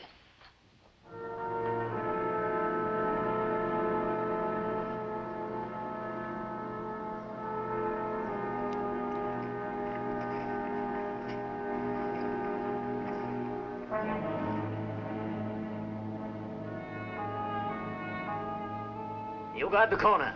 You two braves keep your eyes peeled at the back of the storehouse. And remember, no shooting. I've already sent word to the tribe I'm bringing them in alive. And Gertie's smarter than I thought. He's keeping one step ahead of us. My brother is right. Gertie moved fast. He is bad medicine. Like plague. I think you've got the answer, Chingachgook. What you mean, my brother? Well, Gertie's the one who spread the word that the plague was here in Morristown. The way things are, I wouldn't want to give him the reputation of a liar. But everybody know he speak with crooked tongue. Maybe not this time. You look terrible sick, Chingachgook. No, my brother. Me feel fine. Me hungry, but feel fine. And you're gonna be sick. In a little while, you're gonna be the first victim of the plague in Morristown. You're gonna have a fever. Your face will break out. You'll be moaning, groaning. You'll look awful. Well, not yet. Come on. Don't you worry. Hawkeye and Chingachgook will get us out of here. You'll see. Get away from that window, you brats. Hawkeye or nobody will get you out of here until I'm ready to let you loose.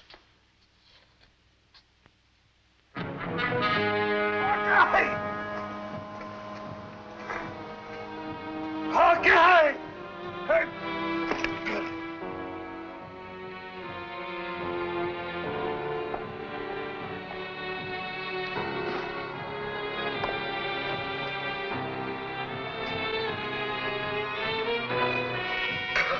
Hawkeye!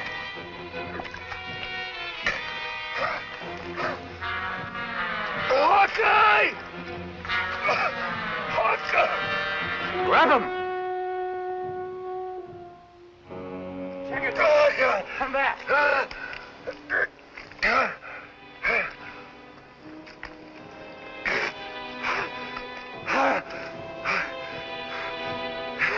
Help me, my red brothers! Help me! Get back! It's the Black Plague! Come back here, you little cowards!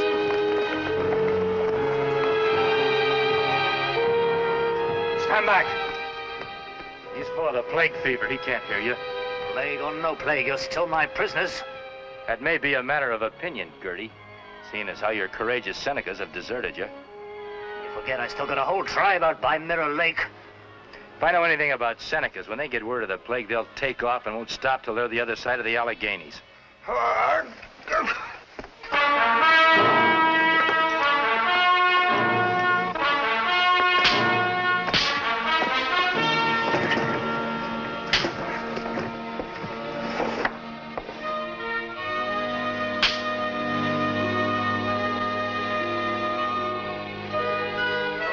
Even the very air we breathe smells a mite sweeter now, Hawkeye.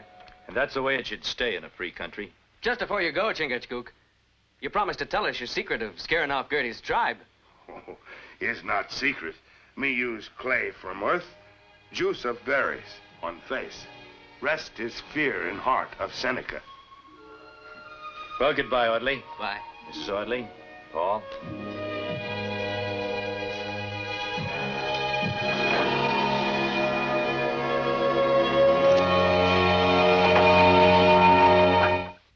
Join us again at this same time next week for another of James Fenimore Cooper's gripping tales of the early American frontier. Another exciting adventure of Hawkeye and his blood brother, Chingachgook, last of the Mohicans.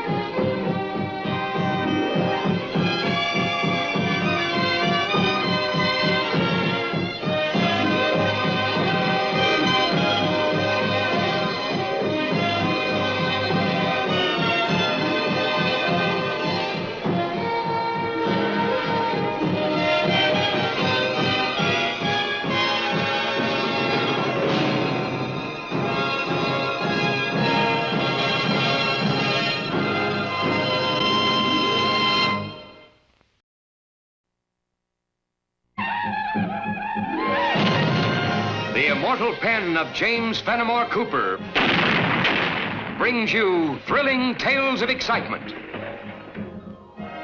blazing action on the early American frontier,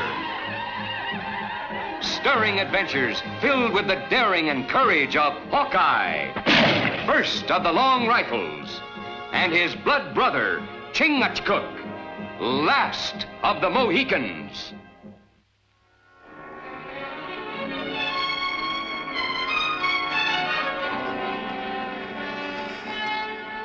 Smack through the heart.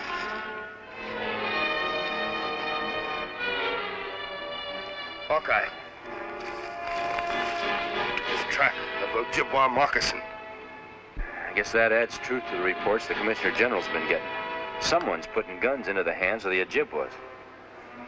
This looked like maybe we too late, my brother. Well, maybe not. If the Ojibwas had all the guns they wanted, there'd be blood and fire up and down this whole territory. Well, let's put this poor trapper to rest and get on to Watertown.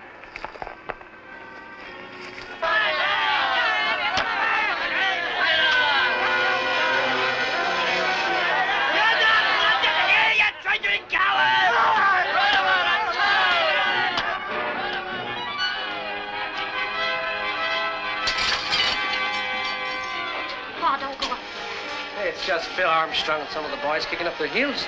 Probably spent too much time tapping the keg over to the tavern. Please, Pa, you'll get hurt. It's all right.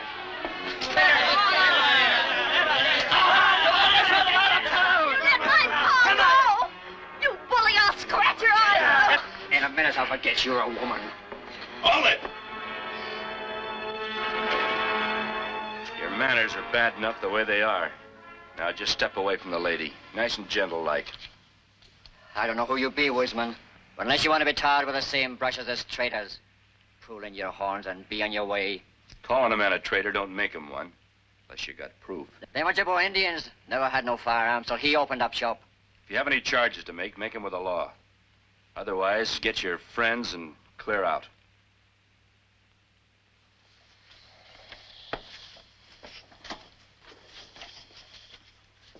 Pa, you better come in and lie down. Well, stop treating me like I was made of eggshells, Brett. That little shaking hardly mussed me. My daughter and I are powerful beholden to both of you. Maybe I can show you something that'll make you stop wondering if I'm a traitor or not. Please? You'd better keep your eye on him.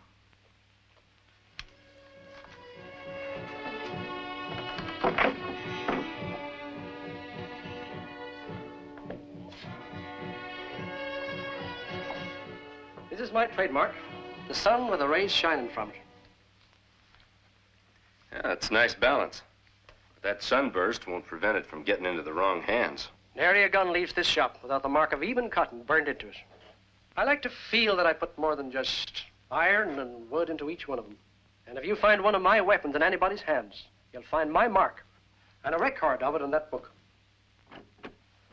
Eben, just heard about the trouble with Armstrong. Got here quick as I could. Everything all right? Outside a broken window pane. Neil's concern's more for Beth than 'tis for me. When a fellow's courting the prettiest girl in town, he's got to be mighty concerned about his future father-in-law as well. Rest of my handle's Ellsworth. I'm called Hawkeye. This is my blood brother, Chingachgook. It's a real pleasure. You certain Beth's all right? See for yourself. She's taking care of some chores. Right. There's a fine, upstanding example of the opportunities of this new country. Came here less than 6 months ago. Hardly more than the clothes on his back. Owns the trading post now. Well, then he can sell guns, too. No, sir. As soon as he met Beth, got rid of the few guns he stocked. Sends anybody wants a rifle or a musket over to me now. Well, that's keeping it in the family. Chingachgook and me have got some business of our own to tend to. We'd best get on with it. Oh, sure. Well, good luck, boys. And don't forget, so long as you're in Watertown, you don't have to knock on my door. Just come right in. All right. Goodbye. Good luck.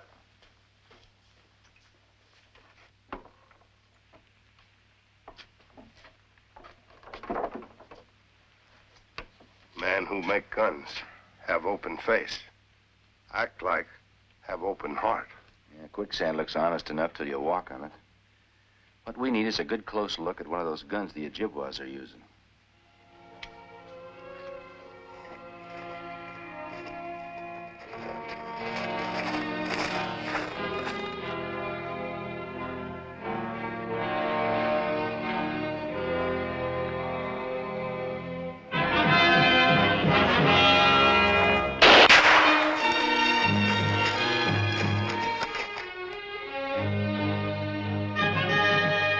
Only squaw not see Ojibwa. He's behind tree. Wait. If you don't get him the first shot, you might scare him away. But you've given me an idea. That ambushing skunk would get powerful courageous if he thought he'd shot one of us. Getting our hands on that rifle and him ready to talk's just what the doctor ordered. But doctor not order Mohican use head for target. I wouldn't be too sure about that.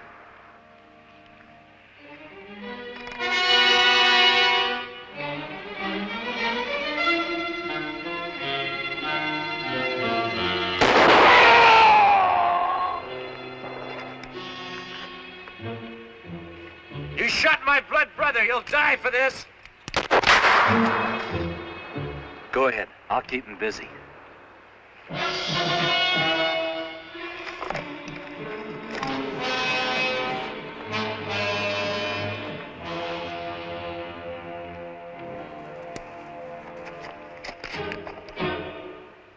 Hawkeye die too. Soon all tribe know Punka take scalp of Mohican and Hawkeye. You'll have to do better than that.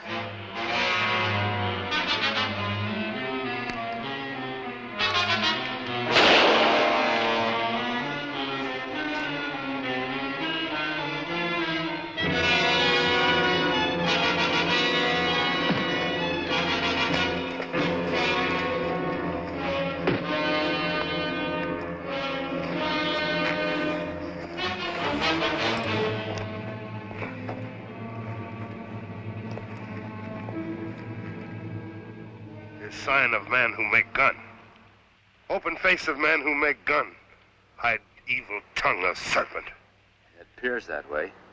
What I can't figure out, though, is how Mr. Eben Cotton can be back in his shop, yet get word out ahead of us to set up this ambush. My brother think Ojibwa know we come? He's never seen us before. He called us by name. Whoever gave you that information and that gun are the same man. Maybe you'd better tell us who it is. Punka tear tongue out first. Maybe a few days in the Watertown jail and you'd decide to just loosen it instead. Come on, let's go.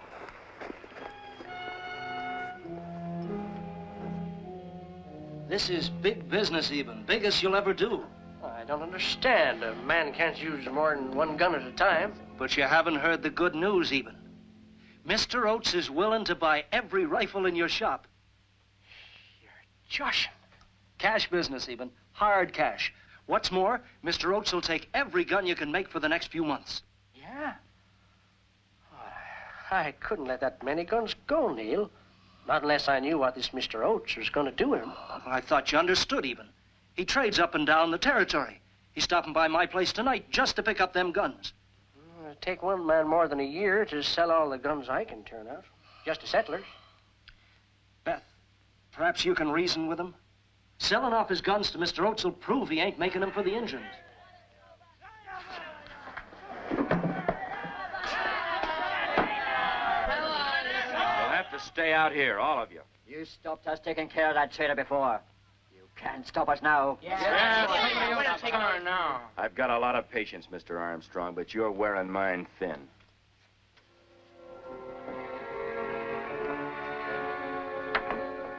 Now you be good white brave. Go home.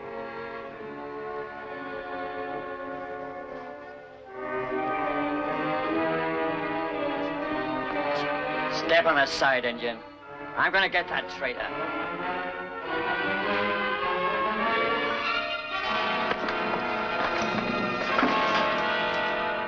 Hawkeye say, you stay out. That Phil Armstrong. What's he loose-mouthing to folks about now? The usual, Mr. Cotton. Only I'm afraid this time it's more than just loose talk to go by. Only ones listening to him are the loafers at the tavern. That might have been the way it was before I put an Ojibwa in the lockup for trying to ambush me with this. That's an even cotton rifle. There's no denying that.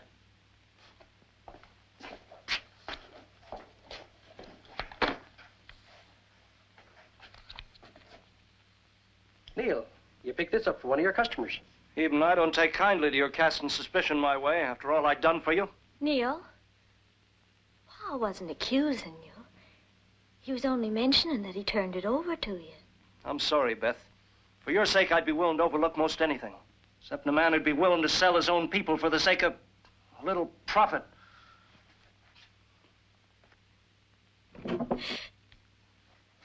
Mr. Cott? I gotta tell her it ain't true. I'd rather she'd see me in my coffin than selling guns to Injuns. Folks in Watertown have got your coffin almost built. The said Injun in the lockup points his finger somewhere else. They're liable to be driving in the last nail.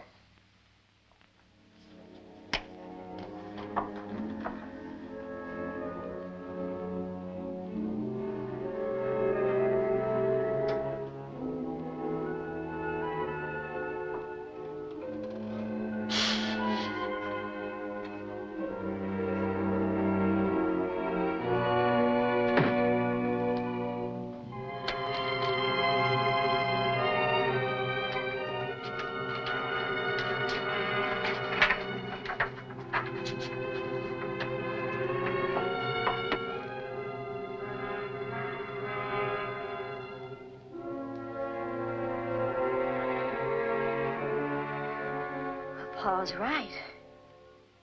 Every gun's been accounted for.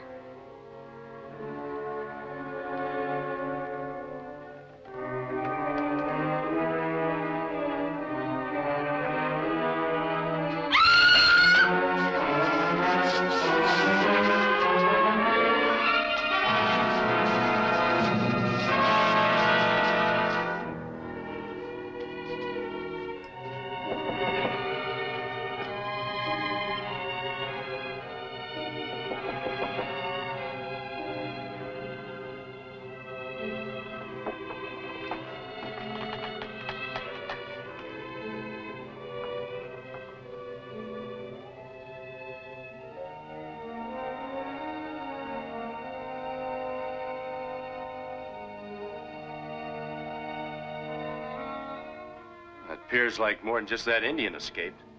My brother think men who make guns empty jail too? I got an idea the answer to that's in the Ojibwa village.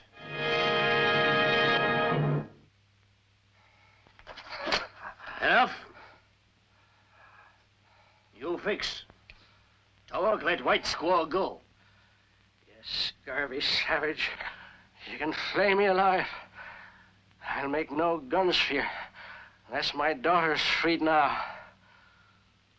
Bring White Squaw. When White Squaw come, Tomahawk have way make you want fix gun.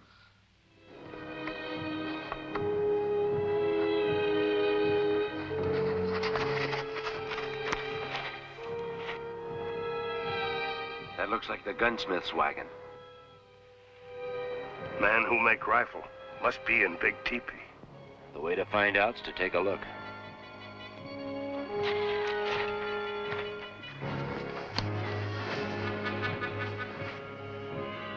Pa! Beth, they ain't harmed you? I'm all right, Pa. Beasts. Don't fix any guns for them, Pa. Even though they torture both of us. White Squaw won't go free. Father live. Tell him, fix guns. That's too high a price for either of us. I think I can change your mind. Neil! The Ojibwa call me Ondaga, prophet of victory. You traitor. To think that I was in love with you makes me shrivel inside. May you be struck dead, you turncoat renegade. I've turned against no one. The Ojibwas are my people. But your skin is white. You say that as if I should be proud of the fact. I'm prouder that my mother was daughter of an Indian chief. You mean you're renouncing a civilized way of living? A business you built up from scratch? A position? What position? Owner of a grubby trading post? Here I'm a chief. A leader of warriors who'll drive you white settlers from your lands. Ondaga, no more talk. Want guns. There's no torture you know that can make me ask Pa to lift a finger to help you. Squaw must do as her husband tells her. I'd rather be roasted alive than even think of being your wife. Not my wife, Beth. His. And if Ponca don't suit you, I can pick you another. It's up to you, Eben. You start making guns, a dance at your daughter's wedding. Oh. It'll mean death and destruction for innocent people. I can't help it, Beth. The gunsmith will work faster alone. Bring Squaw.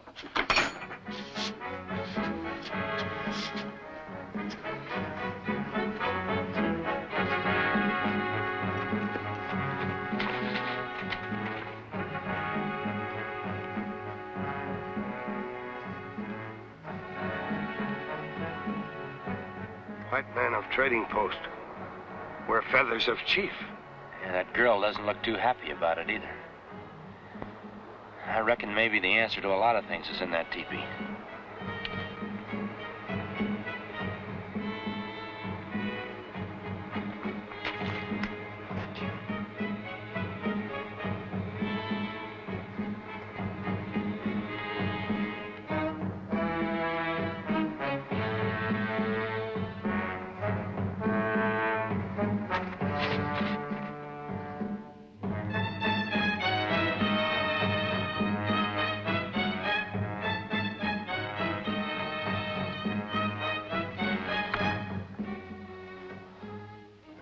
Of you, I'd say you'd had a lesson in gentle persuasion. Well, that'll heal. It's the safety of my daughter's got me tied up here. Those Ojibwas are getting real clever, using heartstrings instead of rawhide to hold a man prisoner. All the same, I've got to ask you to leave your workbench. Not without Beth. Once you get free of this place, then we can figure out what to do about her. Look, my mind is made up. The Ojibwas want guns. I'm making guns.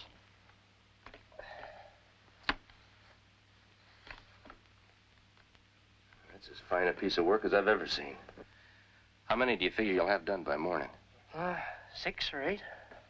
Wouldn't want to be on the wrong end of one of those.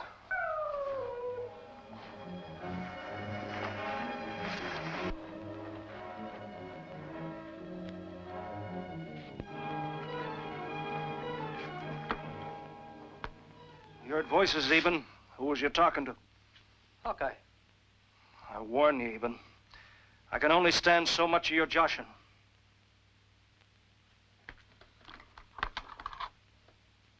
Before another moon, each warrior will have a brother to this. Then no white man will face us. Goodbye for the guns in the morning, Eben. They better be finished, or your daughter will be.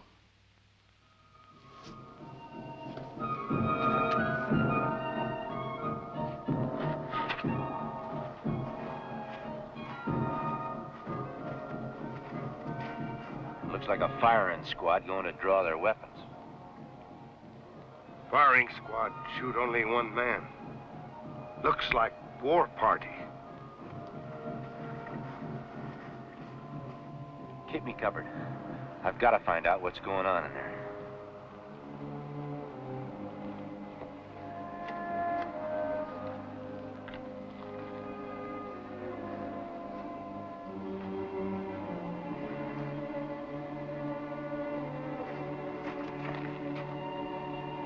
Done well, Eben. I'm doing best as I can. Now, why don't you keep your promise to let Beth go? Insurance, Eben. Without her being here, you might decide to close up shop. There's a gun for each of you.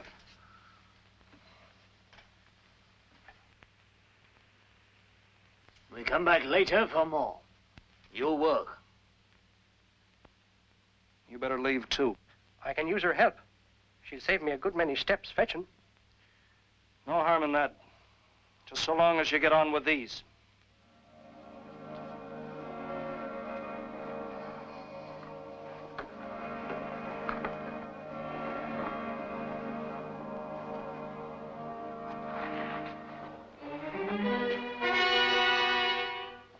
I reckon you're ready to go out the back way now. Yeah, sure. Keep going straight ahead till you come to a clearing. Chingachgook is waiting for you. All right, go ahead, Ben.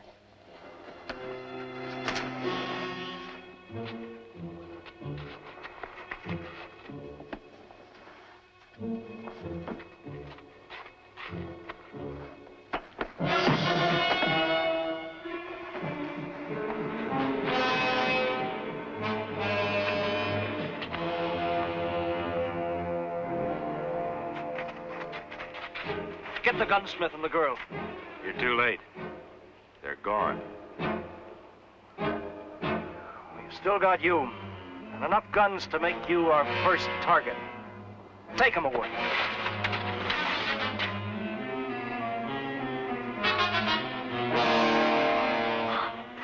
I can't go another step. Not need to. Ojibwa lose trail. Watertown that way. You rest. You're not going back. Blood of white brother is my blood.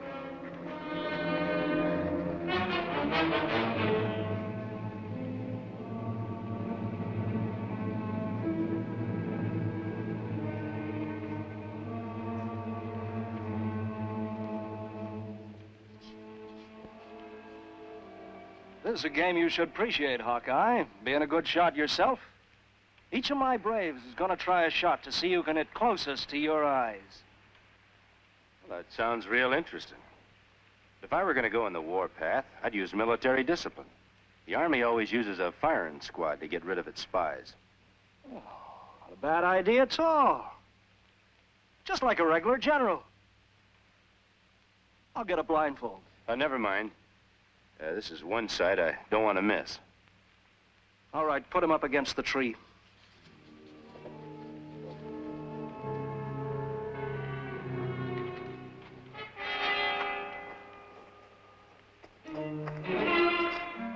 We'll all shoot when you give the signal. Get in line now.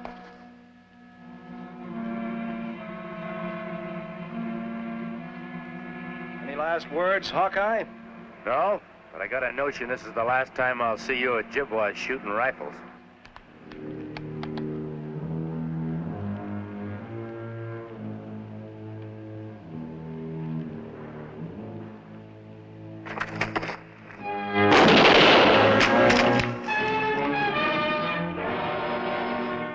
Cut me loose.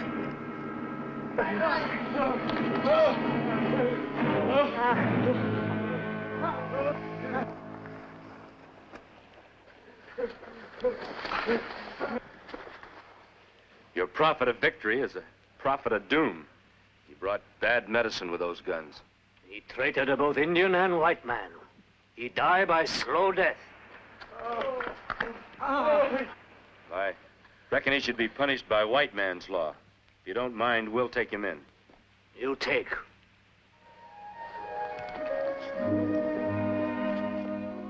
Get all guns. Burn in big fire. It's time you ate something, Paul. Just as soon as I finish. Oh, howdy, boys. You're just in time. I was about to sit down to eat. Bring some more food, Beth. Oh, that won't be necessary. We just stopped by to tell you that Neil and his friend are on their way to pay the penalty for their wrongdoing. Just wanted to make sure it wouldn't backfire. Oh, that only happens to special guns I fix up for Ojibwas. Me not think is joke when white brother is in front of firing line. But you do good job. Make gun bad. Well, that's the first time I ever been praised for spoiling guns instead of fixing them. Well, the art of being a fine gunsmith comes in handy in more ways than you might think. Well, even we've got to be on our way. Goodbye. Well, thanks a lot, Hawkeye, and good luck to you both.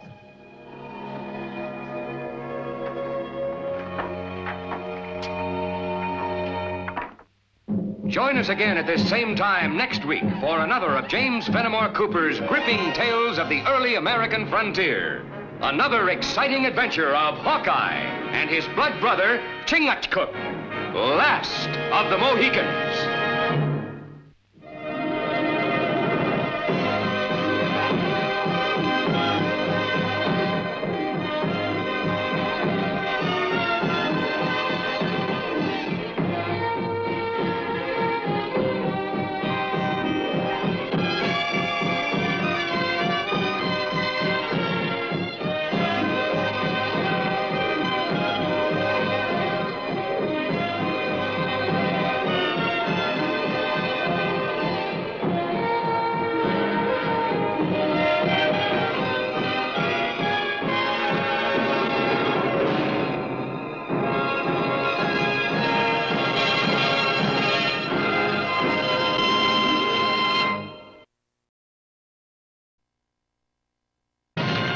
The immortal pen of James Fenimore Cooper brings you thrilling tales of excitement, blazing action on the early American frontier,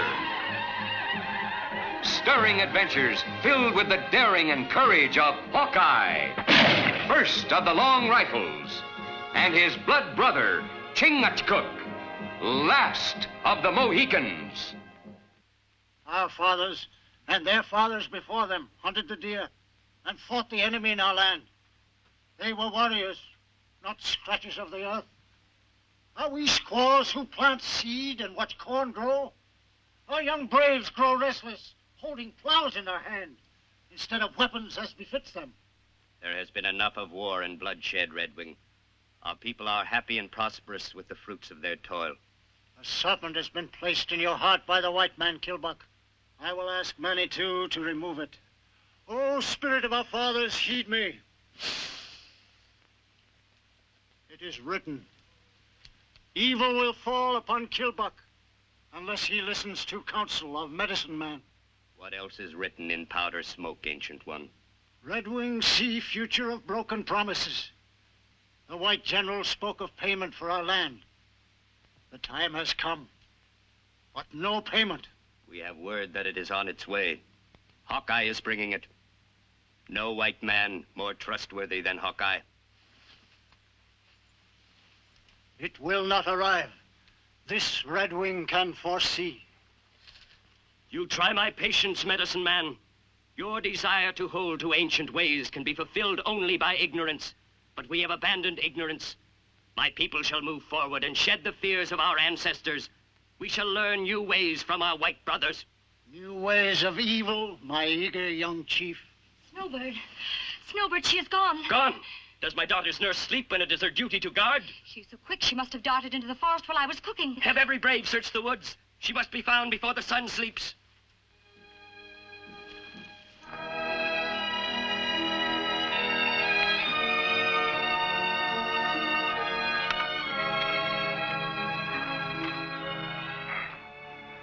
Carry heavy pack. Make me feel like donkey. Hey, you couldn't be. Your ears are too long. We both feel better after deliver wampum to Turtle Tribe.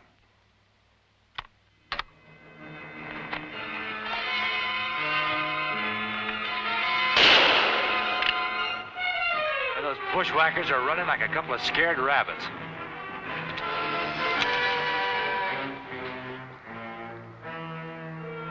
Arrow could be of Turtle Tribe.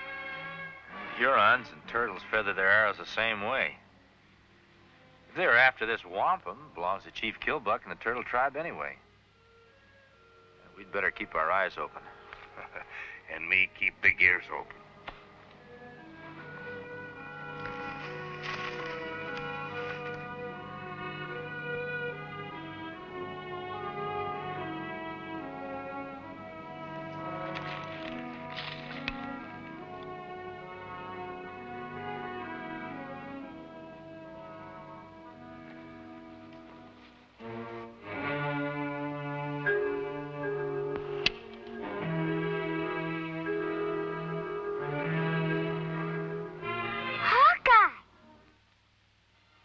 Snowbird thought Hawkeye and his blood brother friends of Turtle Tribe.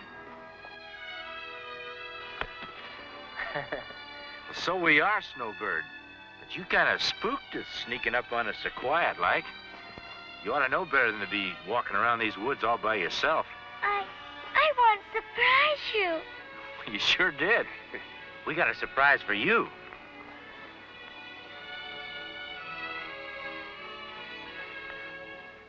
Is she for me? Well, I don't see any other little girls around here.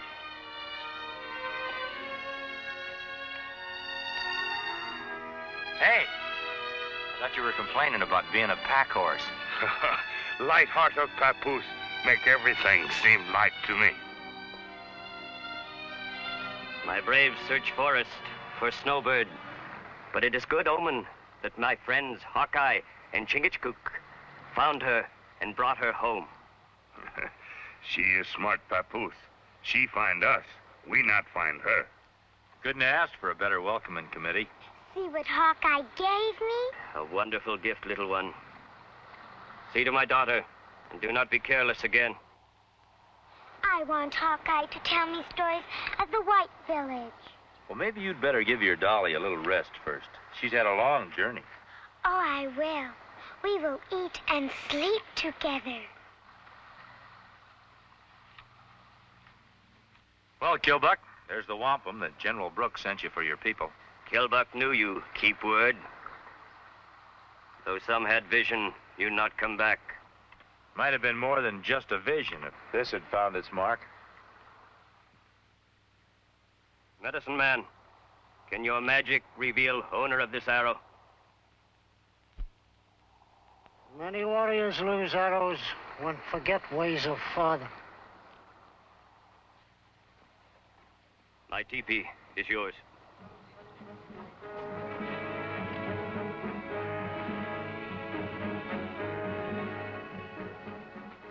Kilbuck will be displeased if I remain away from Snowbird. The spirits the medicine man talks to will be even more angry.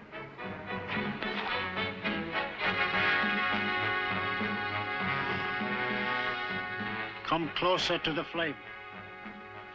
What do you want of me, medicine man? It is not I. It is Manitou. The crackle of the flames is his voice, warning that you shall wither and die if you do not heed me. But I will heed you. Then listen to me, Doskin. Listen carefully. You have been chosen to save your people from the curse of the white man. Don't be alarmed, Doskin. It is but a mild potion, known only to medicine men of ancient knowledge. But its magic will gain the favor of Manitou for you. Take it.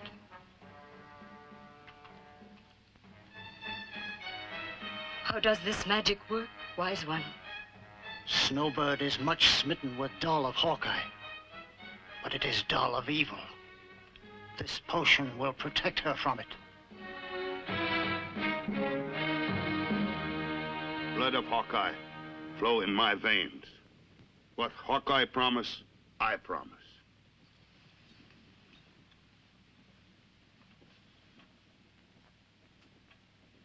Our white man's promise is different now, because honey drip from tongue of Hawkeye and Chingachgook. The paleface steal our hunting grounds. We lean like squaws to the plow, instead of holding rifles like true braves. There are braves who stir to tales of warpath, but they are few. I give you my word, peace with your people will be kept. Medicine of Redwing, only real medicine. Manitou, guide me on my path. Evil shall come to our tribe. Ah! Snowbird, she's ill. The spirits have possessed her. Come quickly.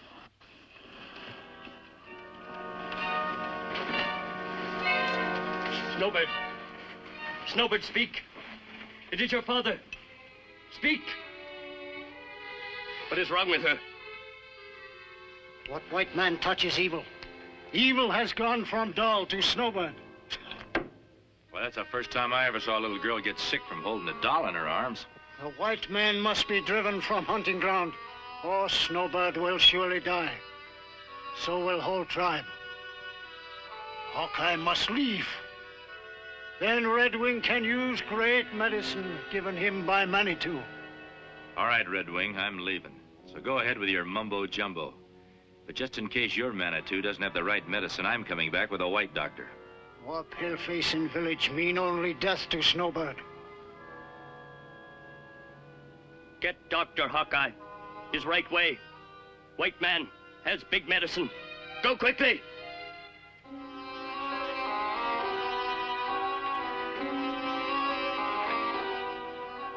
Does Redwing dare match skills with the white medicine man? There is only one doctor in Paleface village. Only one arrow is needed to stop him coming here. This time, do not fail.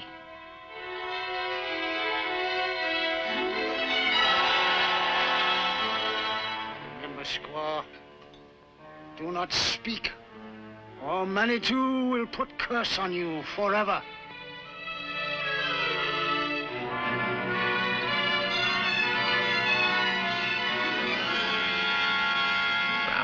flock, day and night. People have fallen off wagons, women are birthing babies, children cracking their heads, and every last one of them are yelling for old Doc Brady. That Hippocratic oath that you doctors are so proud of. Don't say what kind of patients you're supposed to take care of, or is it just a lot of words? I knew it. Too many people are learning to read. Every last one of them ready to throw that oath up in my face. There ain't no doctor I can call in when I got the miseries. Oh, what are we waiting for? If she's as sick as you say she is, we ain't got no time to lose. Bring my bag.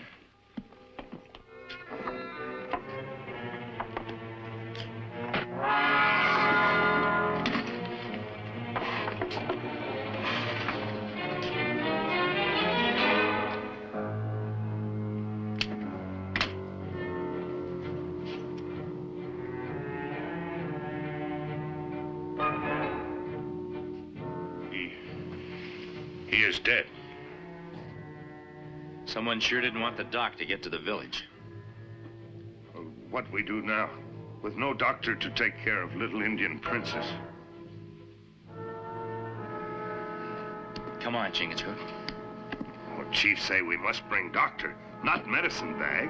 I know, but maybe if I can talk fast enough, we can trade this bag for enough time to find out what's really behind this. When Moon sleeps, Snowbird will join ancestors, unless... Unless Hawkeye arrives soon with White Doctor. You place such value on white man's medicine? Why then do you seek counsel of Red Wing?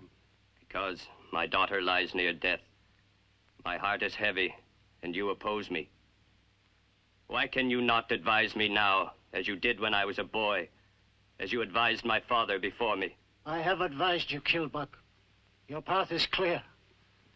But you persist in ways of white men. My heart tells me I am right, that we can learn much from them. Does your heart tell you Snowbird will live? When White Doctor comes, my chief. White Doctor will not come, Killbuck.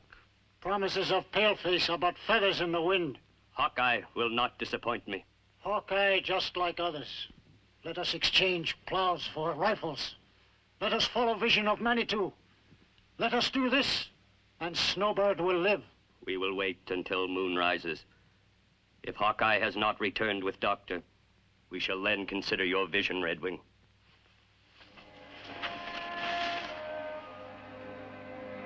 White Doctor will not come. Black Fox will make worthy war chief. Snowbird, my child, it is time to drink again. Come, my child, drink. Wait! No more. Give me the medicine. Snowbird will get well. Oh, thank the Great Spirit. My heart has been tortured. If you speak of this ever, your heart will shrivel and die.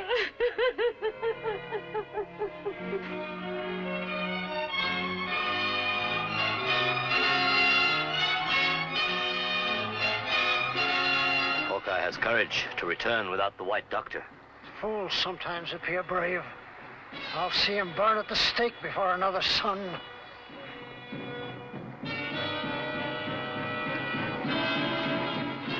The Doctor, he follow on the trail? I'm afraid not, Chief. You make promise, Hawkeye. Well, he couldn't come. He told us what to do, though. Redwing's vision was right. He said Doctor not come. I feed her pure broth. It will bring her strength back quickly. Here. No. No, I cannot. You said... Foolish woman, do as I order.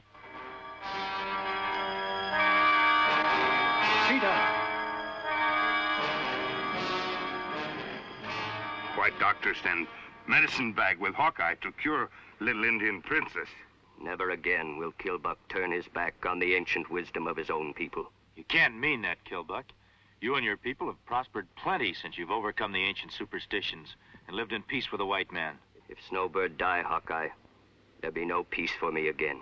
If she dies, it's because you let an evil old medicine man have his way. Killbuck gave Hawkeye way. No bring doctor. He just couldn't come. He had other patients to take care of. But he sent his medicine bag to help Snowbird with it. Chingachgook and I can get her better if he'll just give us a chance. Hawkeye speaks with straight tongue. Hawkeye is good doctor. Cure me from Tomahawk wound in head. Fix wound, not say medicine need for Snowbird. Give us a chance, Killbuck.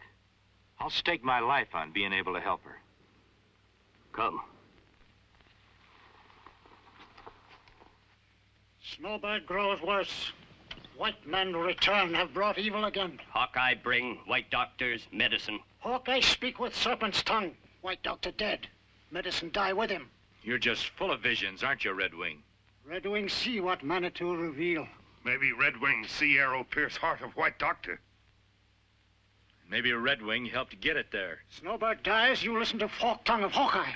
Perhaps I have been listening to tongue of viper. Stay, Hawkeye. Help my daughter. Use whatever skill you have to make her well. Leave now. Come, woman. Let prophecy come true. Let Paleface kill daughter of our chief. Wait. She's the child's nurse. She can help us. So be it. Red Wing's vision is known to tribe. If Snowbird not well before sun rises, I cannot answer for your safety.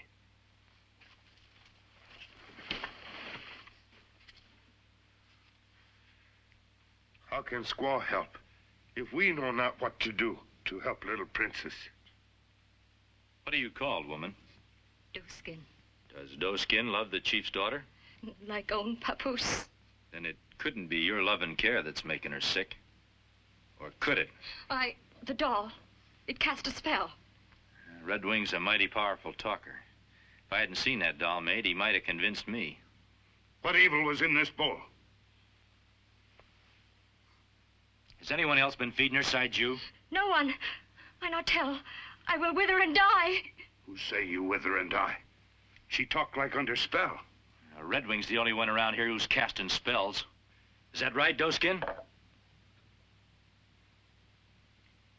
What you have there? Red Wing said it not harm her. But no. What is it, Chingachgook? I remember. I smell and taste this long time ago. Think. Try and remember. Move among the tribe. Tell them when the child dies, their lances will taste the blood of the Paleface. What if she lives? The Paleface will be rewarded for saving her. She will not live. Red Wing's medicine will do its work. Now go. When Black Fox, Chief, he will remember to beware the visions of Red Wing. You will do well to remember, young one. Or you too, like Killbuck, will be strung up by your thumbs and pierced by the arrows of your tribesmen. The penalty of not heeding the warning of an old medicine man. It was long time ago. When I visit tribes in South, they have strange drug. Is made from bark of yerba tree, very strong. How much powder you give her? Tell me! Red Wing give whole pouch. Whole pouch? That old man's done his evil work. His prophecy's liable to come true. If we only knew the antidote. What is this word, antidote, my brother? Well, it means something that would take the poison out of her. Me once have antidote. Doctor give to me much hot water and medicine. Maybe in bag. Bring us some water. The Paleface has failed us. Give the order, my chief, and he shall know the wrath of the Turtle tribe. Our chief fails us. His love for the Paleface is still strong. Let the blood dance begin.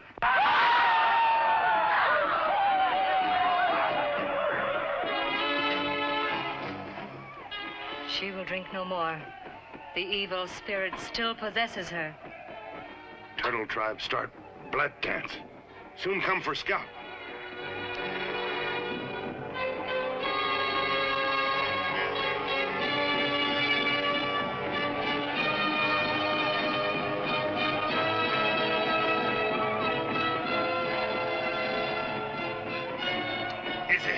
His medicine doctor give me saved life.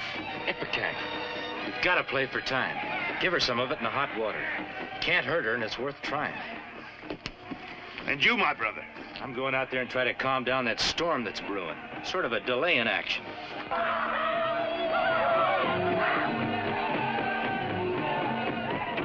Paleface, you die! Seize him! Seize him!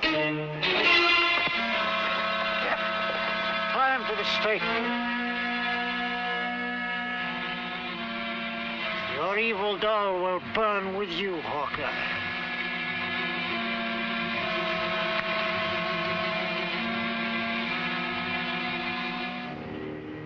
Killbuck! Just a little more time, Killbuck. Snowbird still has a chance. Flame! Bring the flame! Wait! Young princess live. Be well soon.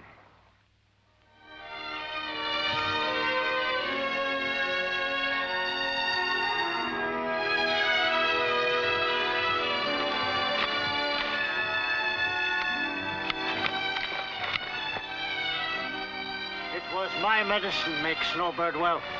Killbuck must keep promise. Redwing not tell truth. He made my broth taste bad. That's why I so sick. Doeskin told me. It is true, my chief. This evil one would kill your daughter. I tell you, squaw, keep mouth shut. I cast spell on you.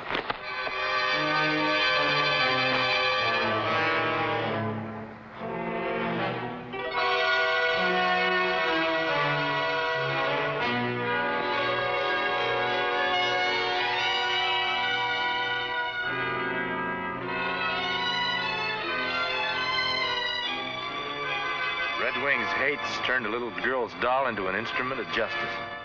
The Paleface has killed Redwing. He must die. Take him away.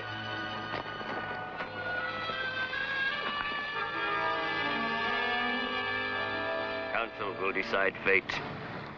Try to find it in your heart to forgive me, my friend, for ever doubting your word or wisdom. Hawkeye, you and Chingachgook will always be welcome in teepee of Killbuck. Thanks, Killbuck. Maybe we'll drop back next fall and try some of your roasting corn. See how little Snowbird's getting along. Hawkeye. Goodbye. Goodbye. And you too, Chingachgook. Snowbird always remember you for making doll well again. Oh, little princess and doll both well now. May Manitou keep it that way forever.